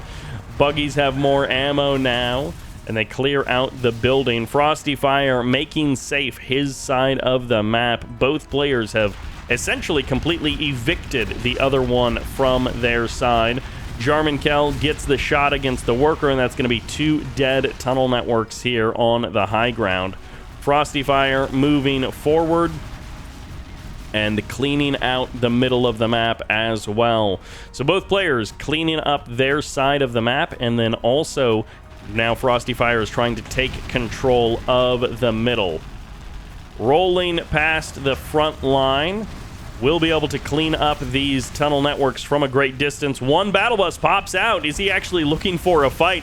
This is a lot of firepower on the side of Frosty Fire. Not a lot from Staz. He's going to trade out 2 buggies going down, 1 or 2 quads going down as well. And now everyone evacs out of the battle bus. No easy cleanups. There's the snipe coming through. Jarmankel finds the capture, and more quads popping out of the tunnels. It is an absolute chaos fight here for Frosty Fire. He will eventually clean or push back Staz. He hasn't cleaned him up, but he's pushed him back down into the tunnels, but still 10-11k per minute for both players. They are on very high incomes, all things considered. Staz with the at least 3 oil derricks, 4 oil derricks minimum. May actually have a 5th that I'm not quite seeing just yet. A little bit less, a couple of fewer oil derricks for, oh, well, that's going to be Terrors cleaning up the repair bay and the oil derrick at the same time. There is still the low ground oil derrick, and the supplies have arrived in the middle of the map. There's going to be scud storms for both players, very similar timings for them. Wherever it is for Staz, there it is. Okay, so we're all busting out the super weapons. Both players are hoping that this will, you know, this will work out in their favor, but they both are recognizing that this is going to be a long one. It's going to be a drawn-out one, as we have 2 more Scud Storms being added in for Frosty Fire. An investment for minutes and minutes and minutes from now. Another market coming up, Stinger Site as well for Staz. Now's a good time to probably go refill your tea or your coffee, get another round of drinks or snacks. And of course, now that I'm saying that, maybe it means that it's going to be like an explosive finish in the next 10 seconds. Somehow one of the players is going to just absolutely demolish the other one. And there is Staz grabbing that repair bay. Eliminates the oil refinery, so I don't know what the trick was with attacking the oil refinery while also repairing it with your own units, so I'm sure there's some reason. Worker does have to cancel that supply center or whatever that was that got built there. Worker ends up going down. Split map. Tunnels have been cleaned out on both sides. Command centers, I assume, have been rebuilt since both players are up to 4-star general. They should be rebuilding those command centers if they aren't already up yet. Okay, there we go. Certainly there is one, and there's the double Scud Storm. So the ticking clock advantage is certainly on the Scud Storm side. And since Frosty Fire has 3... the advantage is his. Infinite tunnel networks means infinite profit, because the tunnel networks give you 2 RPG troopers, so it's basically free. And, well, it's going to be a buggy warfare. It might just be a slugfest between artillery units to decide the game. Staz not giving up, though. He's got a mob out on the south side. I feel like Frosty Fire has more stuff in general, but Staz has more money, total resources gathered. They are remarkably close to each other. Less than 10 grand separate them for this entire game. And now that we're mostly on to the markets, A big trade. Battle Bus heads forward, but doesn't actually get close enough to really do anything. Angry Mob will get cleaned up here. Buildings taken over by Frosty Fire. Middle of the map under the Frosty Fire control, and yet he still isn't taking over like a massive income advantage or anything. He's still down in total resources gathered. So the markets of Staz are putting in a lot of work.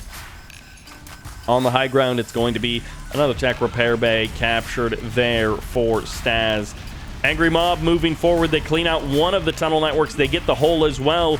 And of course, rocket buggies, they outrange everything from your opponent, except for the rocket buggies. And I guess maybe an anthrax bomb dropped from the sky. Angry Mobs, you love to see them. You don't always get to, but this is 2 tunnel networks, and that's not enough to stop the Angry Mob. Although, is there a Jarman Kell anywhere nearby? I'm not actually sure where the Jarman Kells ended up.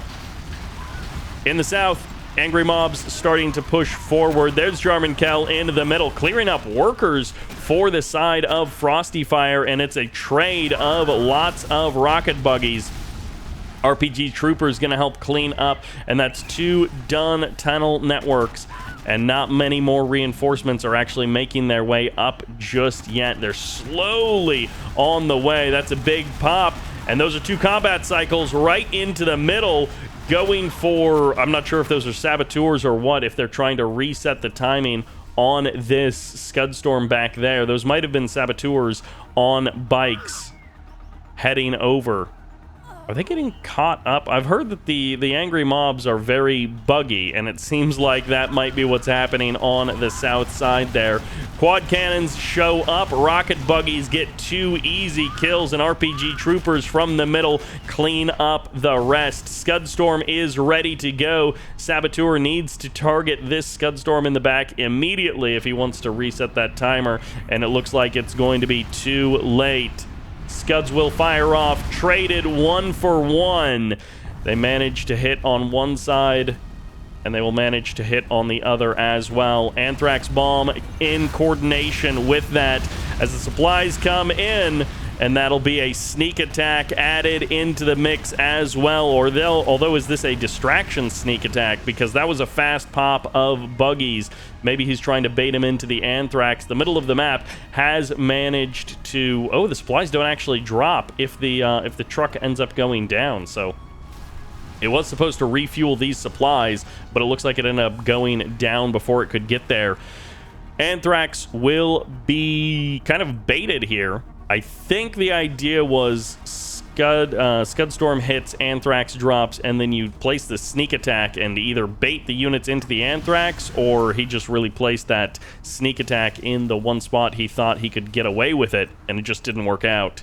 Either way, Frosty Fire and Staz caught in a bit of a stalemate here with both of them at about 8K per minute of income. Again, Frosty Fire, it feels like he should be up on income because he has these 2 supplies in the middle of the map, but I guess he just has so many fewer markets that he's just not able to win. Oh, he does also, he never killed off these oil derricks, so I keep forgetting about those oil derricks in the south that Staz has that Frosty Fire lost a long time ago. Frosty does have one of the oil derricks there on the low ground. He's lost the one on the high ground. So overall, Staz is up on the oil derricks as well. And another Scud Storm is ready to go, firing off somewhere on the other side of the map as more Scuds get added into the mix. Deep onto enemy territory. Scud will manage to find the Scud on the other side. Final one for Staz is in the north. In the protracted GLA fight, Scuds might be the thing that makes the difference. So if you can knock down one of the Scuds of your opponent, then that's a good way to just win in like 10, 15, 20 minutes. You don't worry about the next 5 minutes. You don't worry about the next 4 minutes. You worry about the next 25 minutes. Anthrax comes in, absolutely deletes everything in the middle of the map. No more harvesting there. Arms dealers have been rebuilt, radar vans have been rebuilt, and both players have gotten nice and cozy. It does feel like there should be some kind of movement against this southern expansion. It's not particularly well defended. There's another supply drop that does get denied because of the anthrax. Not that any of this is harvestable right now. Did this one get dropped off? Okay, it's got 8 grand remaining. That might be a fresh supply drop. 2 tunnel networks on the south, but hitting some of these neutral structures seems like a good idea for Staz or FrostyFire. I mean, overall, Staz has done a pretty good job of cleaning all of that stuff up. In the north, sneak attack does emerge. 2-3 battle buses basically on top of that Scud Storm. They have one goal: clean up the Scud if they get the markets, and oh, there's a palace and a command center there as well. So the Scud will go down. It's going to be the same idea on the opposite side of the map. There's a little bit of a surround. Quad cannons do pop out. Tunnel network gets cleaned up, and it's going to be the target now of the Scud. A trade, a Scud for a Scud, and the battle buses have to return from the north side of the map. They're going to return for the defense so that they can help shut down this army. And the quads will eventually go down. The battle bus is taking heavy losses as well. The GG comes out, and Staz taps out of this game. Frosty Fire Truck puts another point on the board. He may not be a big red fire truck, but he is burning hot after that GLA mirror, and I hope you're ready for another one. Back in control, Frosty Fire takes the 1-point lead over Staz. He has fought for that position. He lost it briefly, and now in the extended play, he gets it back. Both players do not appear that they are crumbling. They do not appear that they are having any, like, mental collapses where they just get on a roll of losing. It feels like every game is more or less competitive. Obviously, some of them have been a bit more one-sided than the others, but it does feel like both players are trying. They are absolutely putting out good effort, and win or lose, it doesn't look like they're just collapsing into nothing. So as we get our second game here on Shiva's Paradise, 4 terrors down here on the Frosty Fire side of the map. Just need a technical to get them to the other side.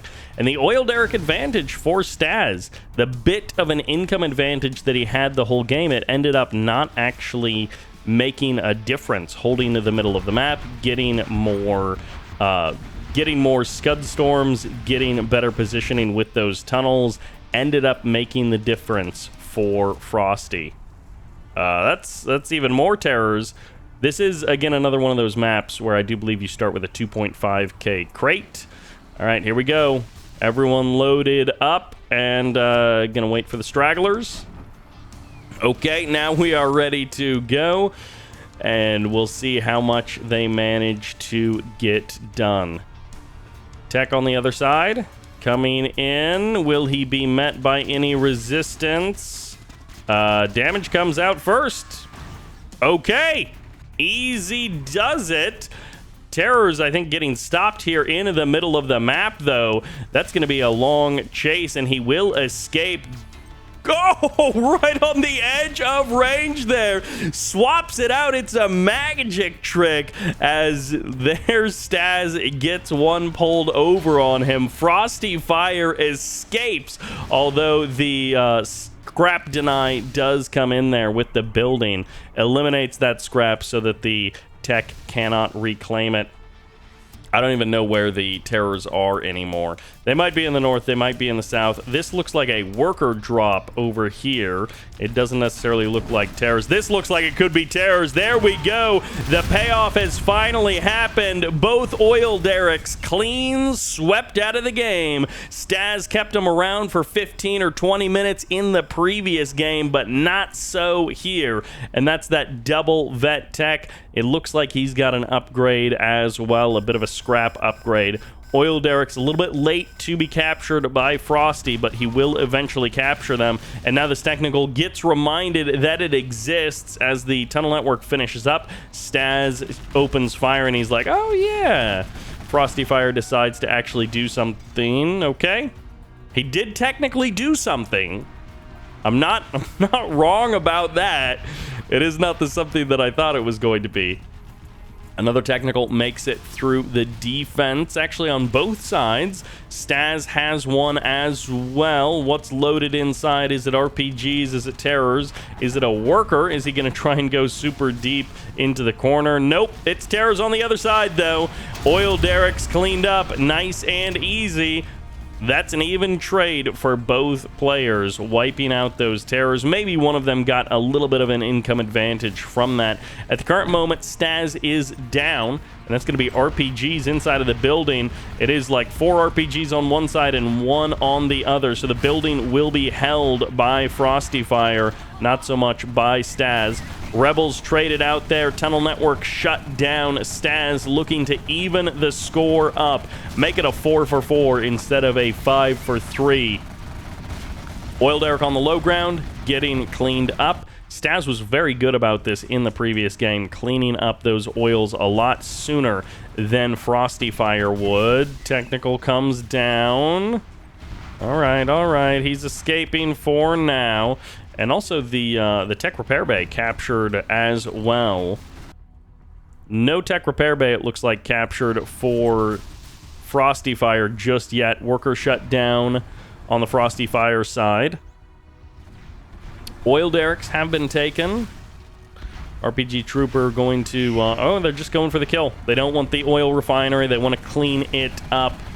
And, well, that'll wipe that out of the middle of the map. It seems like just capture it and then let the other guy kill it, but in this case, he doesn't want to have to deal with it. That's a lot of scorpions. FrostyFire is just going the old-fashioned way. He says, you know what? I see your units in the middle of the map, and instead, I'm just gonna cross over and crush you. That's a lot of scorpions. Should do this more often. You can just roll up with a bunch of scorpions into your opponent's base and end it right then and there.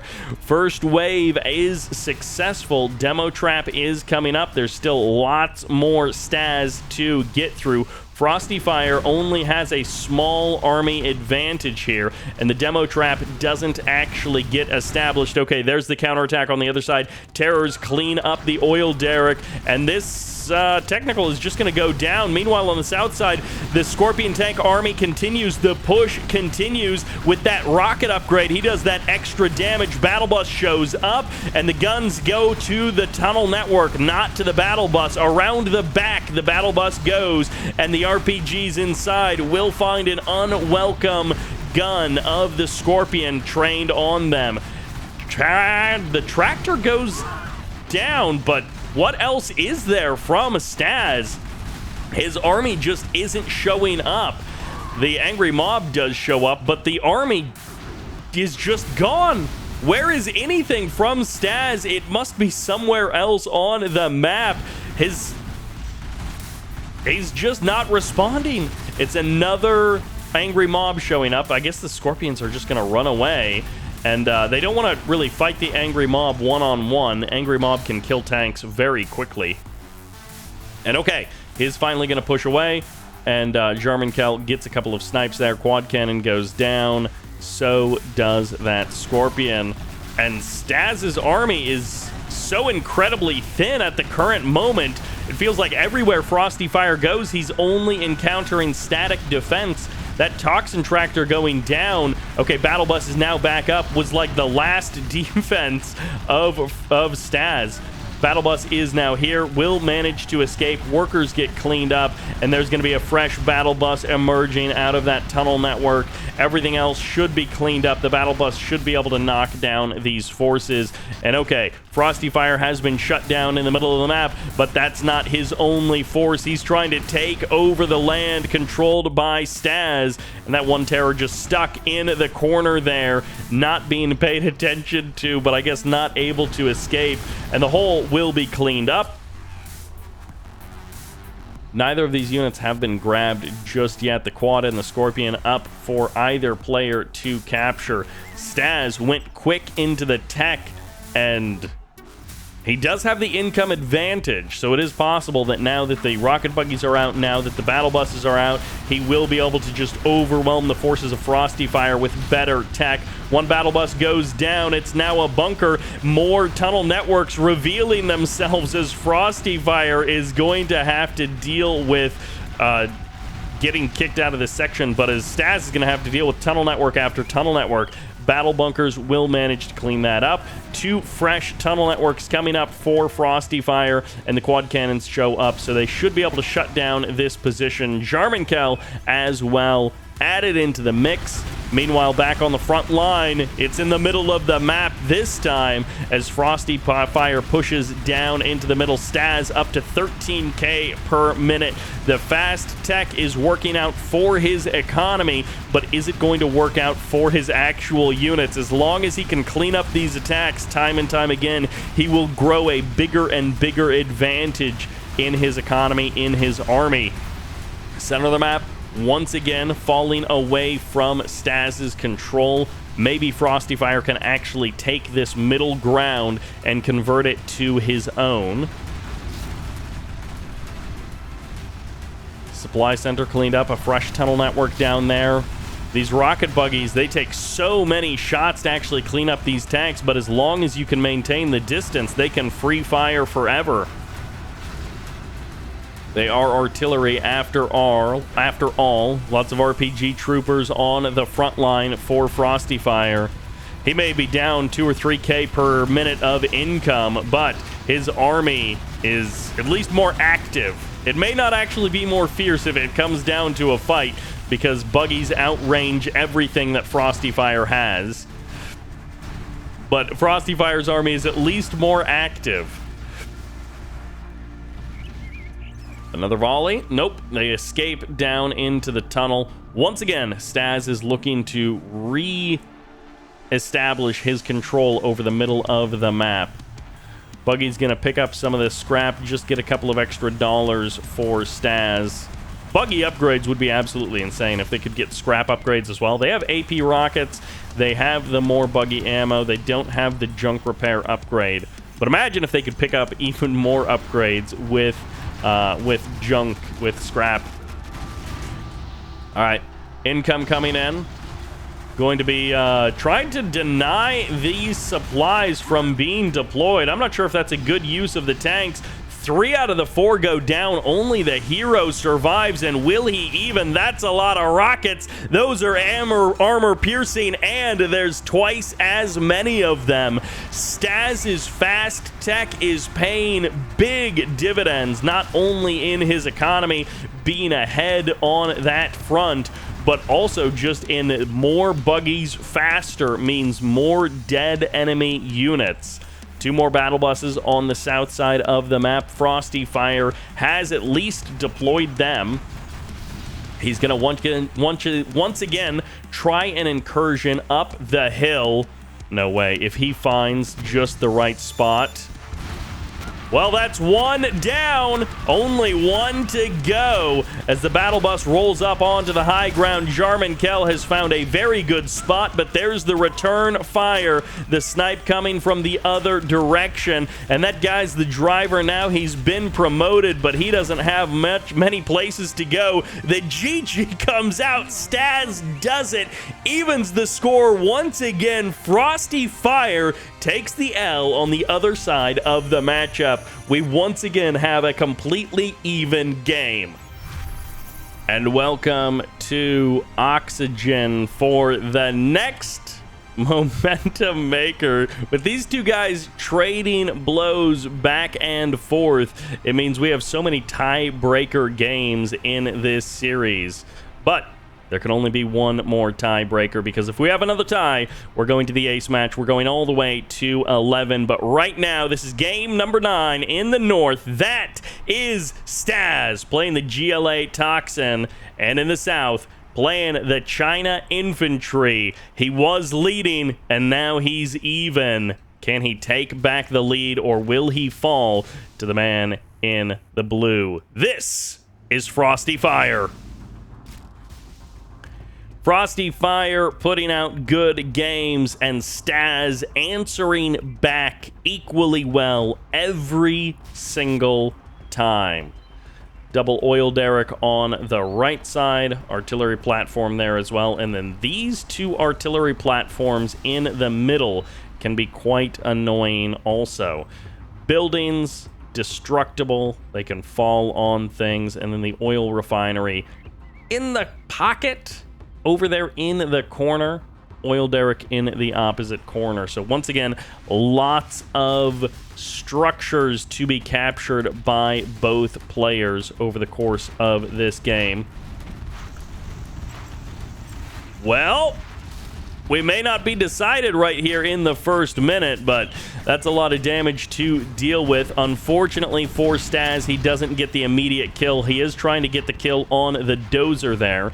There was no third dozer in this matchup. It was just the two, and that is going to be a minigunner to clean up those RPGs. Close, but no cigar. The return fire is going to be the Helix on the other side. Minigunners are so good, and they will force down that supply stash for the current moment. It'll be re-established soon enough.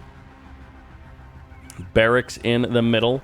Tunnel on the right side of the map, but no other tunnels here for Staz. I'm not sure which player prefers GLA versus China, but they will have to play both sides of this matchup. There's no getting a bad faction, and then that just ends the series for you. You're going to have the opportunity to hit back.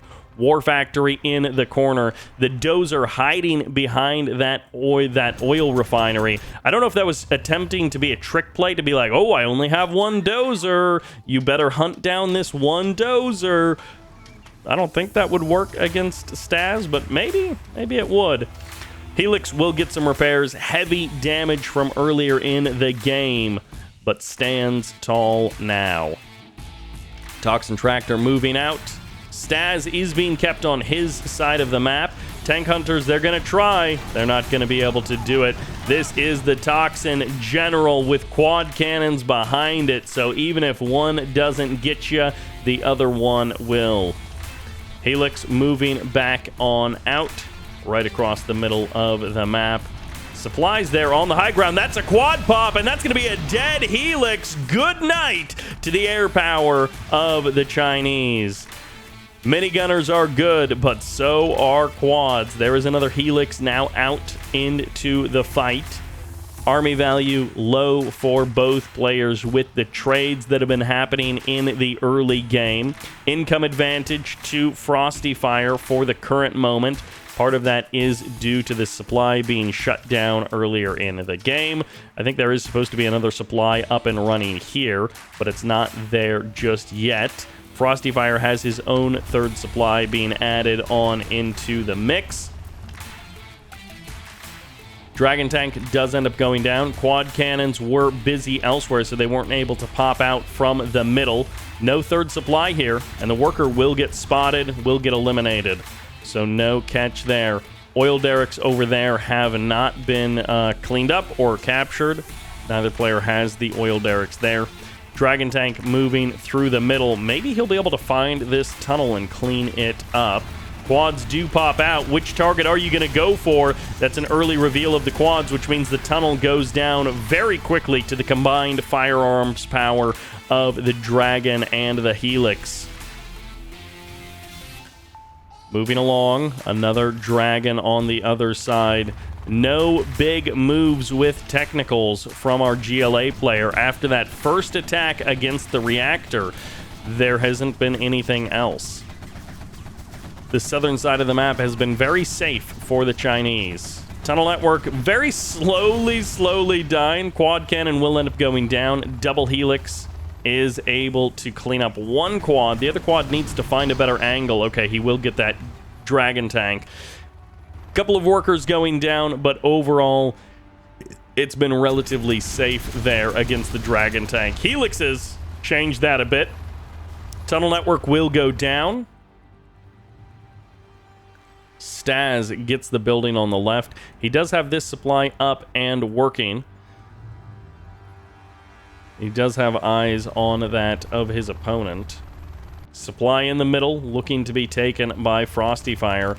Staz loses another worker here on the right side of the map. All of these GLA workers being corralled by the China infantry, and the income advantage remains on the southern half of the map. Quads could basically eliminate that income advantage if they find another helix. That'll be a lot of cash down the drain, but now in the middle, we have that supply fully operational. RPGs pop on out. That's going to be a helix trying to get a repair, but he just can't get a break. He gets knocked to the ground, and Flame Tank will... Okay, there we go. He actually does start firing there. He was just sitting there taking the damage. Fire beats water because fire goes on top of water if your name is FrostyFire.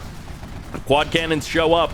This expansion may not be matched by the GLA, but it's not going to exist for the China either. In just a moment, more dragon tanks crossing the middle of the map.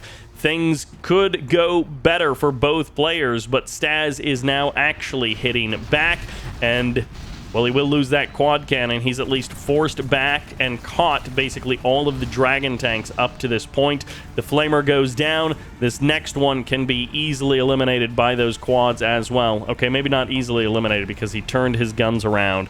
Black Lotus will clean up some of these neutral structures, capturing them for the side of FrostyFire. And the outposts and the ECM continue their move over onto the right side. Dragon tank absorbing a lot of attention from these quad cannons, and there's the helix showing up. There's the quads popping out. The tunnel network will go down, and everything else on the ground is happy to be traded against the quads. The helix survives, and that's what Frosty wanted. He gets both of the oil derricks in the middle, and then he manages to save his helix as well as shut down the harvesting at that location. Get out of here! You can't dodge shots forever. Quad cannons don't care about ECMs. He gets put to sleep. He wakes right back up. And 2 units forgotten here. 3 units actually forgotten here by FrostyFire. He saves that helix, and everything else ends up getting traded back. Minigunners actually managed to get the kill, and the quad does go down. RPG troopers get eliminated. Now the workers can be cleaned up if this minigunner is fast enough. He's actually going right for the building, and it looks like it'll get chipped away at another tunnel network coming up over here on the left side. Barracks there as well. Plenty of tunnels on the GLA controlled area, and finally that building is made safe. The supply stash can be safely harvested from by Staz, but FrostyFire has maintained his income advantage basically from minute 1, and he's not giving it up now. He's back into the middle of the map on both sides of the hill, taking full control of this game. Dragon Tank puts on the pressure, adds insult to injury as he knocks down that fresh barracks, the fresh tunnel, and cleans out the tower as well. Another supply taken over by FrostyFire. Everything is going his way, and he will have the momentum coming into the reverse of this match. He only has to survive one more wave of attacks from Staz in the next game, and that'll be Staz's final opportunity to turn this series around. With it being 4-4 and FrostyFire poised to take this game, Staz is going to have to fight back. I guess it's not over. He does still have the northern half of the map. If FrostyFire throws away a ton of units, or if he gets caught, that helix nearly getting caught. This helix just out by itself, alone and unguarded. MiGs in the sky. Going to get called up to the front line. Quad cannons on the front. Jarmankel is here as well. MiGs don't actually move across the map. 2 quads left over. Artillery tower going to fire a couple of shots. There's the snipe from Jarmankel. Once again, the dragon tanks set down. MiGs come in. They'll clean up that Stinger, and Staz grabs the Dragon Tank. Firestorm ignites. ECM is here as well. 10K in the bank, 15K per minute for Frosty Fire. He's not currently doing anything with it. So aggressive in the first 5-10 minutes of the game, and then putting on the brakes here, looking to just, I guess, tech up.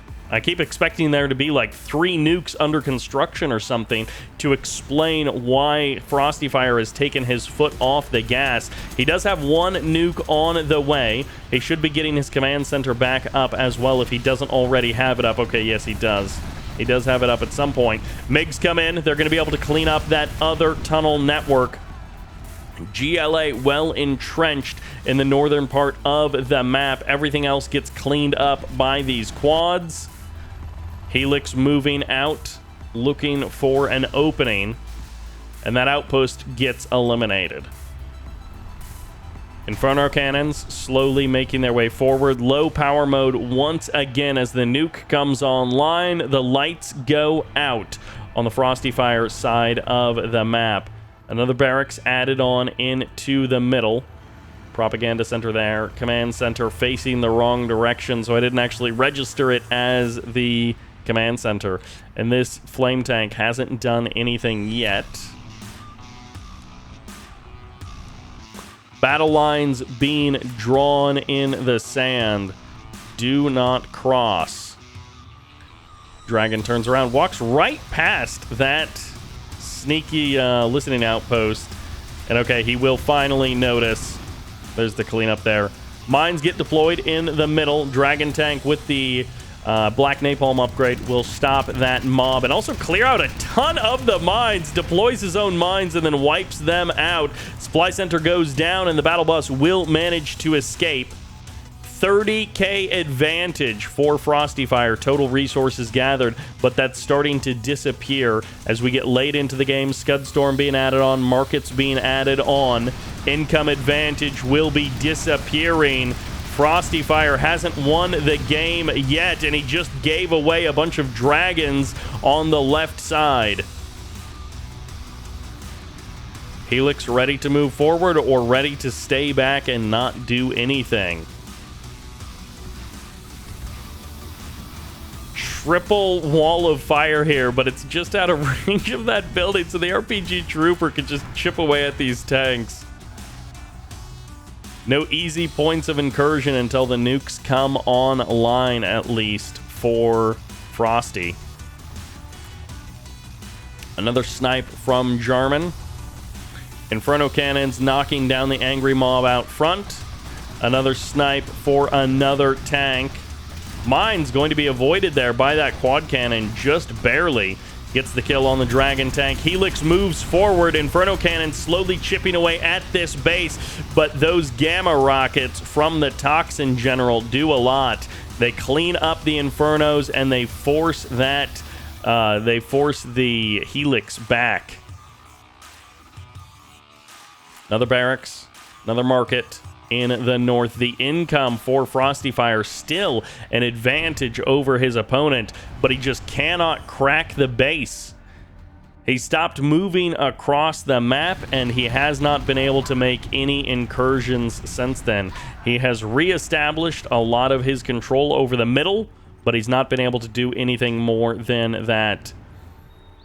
4 stars for both players. Sneak attack tunnels not far away for the GLA. Inferno cannons making their way back up to the front line. Tunnel networks, difficult thing for anyone to deal with. Inferno cannons and MiGs the MiGs are back at home. They're not even on Overwatch over this army. Angry mob moving into position. They're going to be able to clean up 1, 2, 3 of those Inferno cannons right away. Not enough defense on the front line to stop the angry mob, and another angry mob pushes forward, but it'll get cleaned out by that Gat cannon. Barracks down on health. Front line is not moving forward. MiGs come in, they clear out the building. They clear out a couple of quads as well. Jarmankel is there, gets cleaned up. Inferno cannons find the shot, And it's less than 3 minutes until the nuke. 3 minutes until the scud. Artillery barrage, carpet bomb, nuke. They could wipe out this scud before it gets a chance to fire. They could be used to crack open any of these bases. 6 MiGs now out on the field. Multiple airfields are how some China players manage to break open the game. Toxin Rebel Surprise on top of these Inferno Cannons. They do a surprising amount of damage to most vehicles. And there's the cleanup of that Dragon Tank as well. MiGs not firing all of their missiles. They are waiting. They are holding a couple more of them. And the tank hunters inside of the outpost will eventually clear that building. Market comes up. Almost a double market being deployed. There's the other market on the other side. The income advantage for Frosty is now gone. It's going to be slowly dwindling over time. Infantry moving forward. We're just waiting until that nuke counts down to find out if Frosty Fire's advantage from the early game means anything. Gamma Bus shows up. That's a big firestorm. It does as much friendly fire as it does to the bus. MiGs repositioning from their airfields, always trying to keep the MiGs online. And there are all of the hackers. They're not all actually bringing in cash. A couple of them over there are. Cluster Mine or EMP, both players only sitting on 4 stars. Mine out front for the China. Inferno Cannons moving a little bit forward at a time. Jarman Kell can stop them. Battle Bus can stop them. Angry Mob can stop them. First nuke is ready to go. 40 seconds on the clock until the scud. Carpet bomb is over on the left side. MiGs as well, maybe hoping to bait the army out. 30 seconds to the scud. Nuke is ready to go whenever. Less than a minute until the second nuke. Middle of the map being harvested out by Frosty Fire. GLA is dug in deep.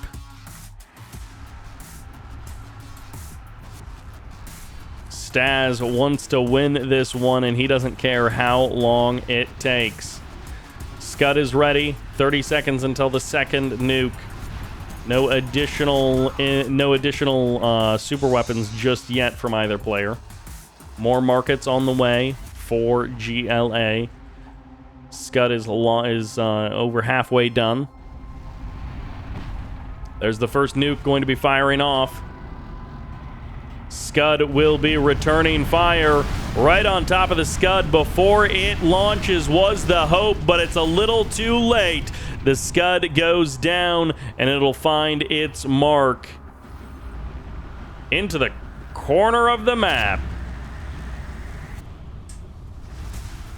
Okay. All right. Oil Derrick gets eliminated. Next nuke is ready to go. Scud is the next target, or nuke is ready, but there's another Scud launcher also ready. Scud Storm ready to fire off in just under 5 minutes. Nuke ready, possibly just waiting for the army to pop. If you can get the army out, maybe you can clean it up in one fell swoop. Inferno Cannon slowly pushing forward. The income difference between these two players growing and shrinking over time. Decent amount of income now for Frosty Fire. Has hackers split in a bunch of different sections. Always good to have them split up so that they're not one target. Battle Bus once again gets the cleanup on 4 or 5 Inferno Cannons in one fell swoop. Units are so brittle. They can be cleaned up in just one moment, and the nuke is being held very, very cautiously here by Frosty Fire. MiGs will find another tunnel network, trying to force this front line back. There just isn't much of a mix of units on the front line here for Frosty. Another battle bus heading forward. Angry Mob will tank the first shot from the Gat cannon, and the battle bus after that will help break open this position. Oxygen 1 turning into a split map stalemate here. The middle of the map, it will become the middle point of this game. Bunker on the medium ground, on the middle ground there, going to be attacked by that artillery barrage ready to go. EMP on the front line as well, and the nuke fires off, will land on top of a bunch of black markets. Carpet bomb doesn't quite land. Quads pop out. Those EMP'd tunnel networks still working to transport units, and no MiG strike, so the MiGs don't also go in. The idea was the artillery barrage and the carpet bomb would clean it up, and as a result, it is still alive. At least the mines got dropped. Jarmankel will get spotted here. Black Lotus is also there. Inferno Cannon gets shot up. Jarmankel takes a bit of damage there, but will walk right past Black Lotus. Front line cannot be left alone because these battle buses can come out in a moment and just crush anyone on the front line for the China player. What used to be the weak side of the map for the GLA has been completely fortified. Barracks, 4, 5, 6 tunnel networks make it 7. Oh no, that's another Stinger site coming in. 6 tunnel networks and 2 Stinger sites on top of that.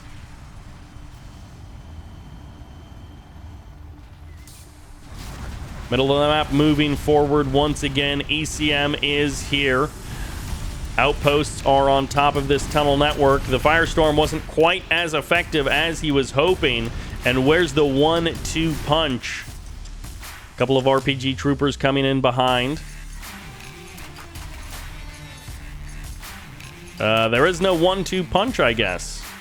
It's just the one. Jarmankel finds the snipe. ECM tries to be taken back over. Battle Bus will now crack open the front door, or open the front door back up. It'll break this contain. MiG comes in. MiG goes down to the RPG troopers. Those gamma rockets are tough. Minigunners will clean out those RPG troopers. Anthrax on the left side, hoping to find, I'm guessing, all of these hackers. Anthrax may actually go down before it can drop the bomb. Sneak attack, though, on top of the hackers here on the left side. This is how Staz is going to break open this game. He's going to do it one sneak attack at a time. That's a fully heroic quad in this base. Helixes show up. They shut everything else down. Minigunners moving forward. Only 10k income difference between these two sides. The black markets have made up everything, and he says he can't do it. Frosty Fire drops out of game number 9. Staz takes the win. The early game advantage meant nothing, and Frosty Fire now has to win from the GLA side to keep his hopes alive. Sometimes the game is over in 4 minutes, and sometimes it stretches out to the very end of the map. In the north, fighting for his tournament life, this is Frosty Fire. And of course, in the south, it's the infantry general now. Going for a fast airfield, this is Staz. Frosty Fire in that last game put on the brakes, never regained the momentum, and now Staz needs to make sure that he doesn't fall prey to the same thing. If he keeps up the aggression in the early game, he may be able to find an advantage that can't be easily overwhelmed. Supply truck going in, worker trying to bait the truck into the terrorist, and well, Okay, that'll be something. And there we go. Worker goes down. So Staz has that advantage. Shuts down the worker over there on the left side. And, okay, there's the worker there, hiding behind that tree a little bit. Technical, moving through the middle of the map, gets spotted by the minigunner.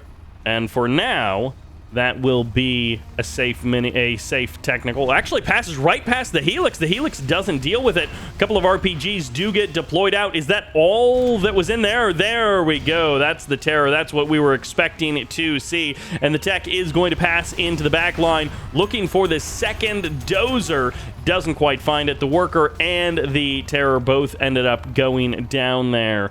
So Toxin has the advantage, killing off one dozer, hunting for the other one. Frosty Fire nearly getting the double dozer kill to even up the game score. Tunnel Networks coming up on the left side. Frosty Fire did manage to get a couple of tunnels there. He did lose this one on the right side, but he's got a building there. He's got another worker heading over to the right side, and then Frosty Fire does have this more solid tunnel established there on the low ground. Oh, this worker actually abandons that tunnel network on the middle ground. Double Helix now out for Staz. War Factory being added on next to that supply on the left side. No sneaky dozer in the corner of the map. Minigunners will help clear out this building. Double Helix for Staz will shut down this building, tunnel network, and the supply stash all in one. Triple kill basically there for Staz as he cleans out that section of the map. And now he's going to move forward. Quads can't pop out. If the tunnel networks never get established, the quads will never emerge. Tank Hunter also going to be deployed. He can take over this building, give a little vision, give a little map presence and awareness. And these Helixes have been tremendously successful for the first couple of minutes of the game for Staz. Frosty Fire trying to take over that forward expansion position. Instead of taking the safer option on his side of the map, he goes for that forward expansion, ends up losing it, will now take the third supply in his base. So his income will stabilize in that sense. But Staz is, just like in the previous game, the China player is up quite a bit in income. Plus 5K per minute for Staz. Quads go back down into the tunnel. Staz hunting for opportunity and actually going to force the cancel of that tunnel network. So the worker will end up going down. Quads might actually catch this Helix right in between the two groups. The Helix manages to escape onto the high ground, and not a lot of flame tanks actually out for Staz. That is one difference between these two players. Frosty Fire went for just a ton of flame tanks in the very beginning, and Staz did not. Once again, the building gets knocked down there. Both of them falling, not really crushing anything in this case. Dragon Tank clears out the building in the middle. No luck for the GLA player there. And this is now 4 Helixes. An absolutely massive amount of cash flying through the air. The 10K army difference between these two players, or the nearly 10K army difference between these two players, can very easily be equalized. If quads pop out and they find 2 of these Helixes quickly, then that army value will be a lot closer together. Quad cannons gonna tag those Helixes as they spread out. No more tunnel networks basically anywhere on the map for Frosty Fire. He has completely lost control of anything on the southern half of the map. Once again, Dragon Tanks getting cleaned up by those quads on the right side. Quads popping out in the middle. He wants to engage at range. One Helix may just go down before any fight can even happen. There goes a huge chunk of the army value for Staz. Other helixes should be able to escape. They may get their wings clipped as they cut this corner. Quads are going to be engaged on, and the helixes think they can win the fight. They are wrong. The quads survive, and there goes like 6k of army between those 3 helixes. Quad's now going to be pushing it down the left side of the map. Frosty Fire denies the barracks from coming up on the left. Another helix on the right. Couple of minigunners as well, or a minigunner and a tank hunter as well. ECM mixed with 3 outposts moving forward. They will be able to catch all of these quads. The quads were splitting their fire across multiple targets, and this is just a ton of damage from Staz. He finds all of the quads. He saves the dozer as well, and there is a command center somewhere. There it is in the middle of the map. Despite only the 2-star rating for Staz, he has already rebuilt that command center. He can start using those one-click support powers. Black Lotus is out. Propaganda Center added quite some time ago, and this Helix on Overwatch will stop the Toxin Rebel from being able to do anything on the right side of the map. Meanwhile, outposts pushing in.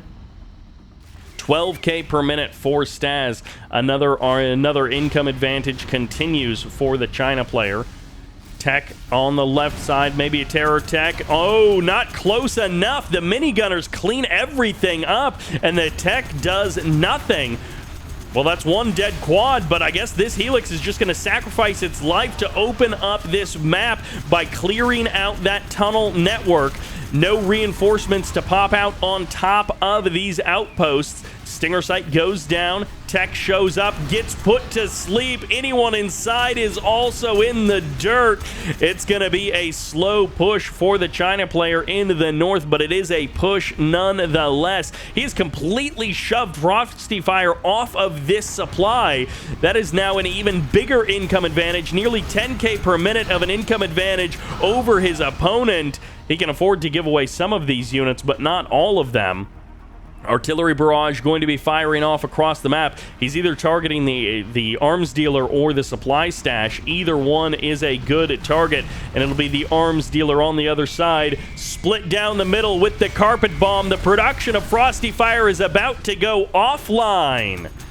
As the listening outposts move forward, that was a money terror shot, and the Jarman cow hobbling away. It'll be up to the quads to save everything else. Some kind of bomb planted somewhere, and Jarman actually shows back up out of the... Oh, he does survive. He actually does survive despite that TNT detonating. Quads pop out on the right side. Frosty Fire, he may be down 10k per minute in income, but he's still got his quad army putting out damage on the map. No one inside the bunker just yet. The mines do deploy out, and right as anyone jumps in the bunker, they end up going down. The quad's going to back off. They don't want to fight into the mines with the outposts at their back. Staz finds a couple of kills. One of the quads does end up going down. Everything else is still gunning forward. He's clicking forward. There's Jarman. He finds the snipe on one of the outposts, but the ECM will put the quads to sleep as their friends leave him behind, and everyone else manages to escape. The sacrifice to Staz to keep the rest of them around. This listening outpost might actually spot Jarman right on the edge of range there. Tunnel network's being shut down on the right side. No real ground gained by the GLA. He just keeps losing ground as Frosty Fire gets pushed further and further back. Staz is actually taking over this entire left side of the map. The dozer, the double, triple gat cannon on the front line. That's an expensive expansion when you've spent 3,600 on the gat cannons to defend it. You need to hold on to that for a while, but it's 18k per minute. This is so much cash for Staz. Every minute that goes by, 13k advantage for his income. And he's nearly up 30k of army as well. MiGs coming in. Big quad pop could change things around. MiGs are going to take down both of the tunnels or allow the China to take down both of the tunnels basically at once. Quads pop at the last second. The tunnel actually survives. ECM's going to try and put them to sleep, and the tunnel is now gone. The quads are either trapped here with the outposts, or the outposts are the ones who are trapped. Nothing inside the palace. It's sitting empty, as it will be gunned down by this China army. Jarvan doesn't get caught by the carpet bomb, but the battle bus does, and that's the end of the palace. Staz has made one swift strike in the last minute into the heart of the GLA base, and he is going to be difficult to eradicate. Into the corner goes another palace. The market gets sold off to try and regain as much of that value as possible. Frosty has 9K in the bank, basically, but only one production structure, as a second arms dealer is being added on onto the left side of the base, and the GG comes out. He's not going to fight it out anymore. Frosty has been defeated. Staz with the comeback gets the win here in game number 10, and we will be denied the ace match. We will be denied the return fire from Frosty, who put up two incredible series against Dr. Uncle and here against Staz. Frosty ultimately falls out of the 2025 World Series, and Staz advances on into the quarterfinals. Thank you all very much for watching. Huge shout out to Knight PCs for sponsoring the channel here in 2025. Huge thanks to the folks who have supported the World Series financially as well. And thank you all very much for watching. This is Sybert signing out.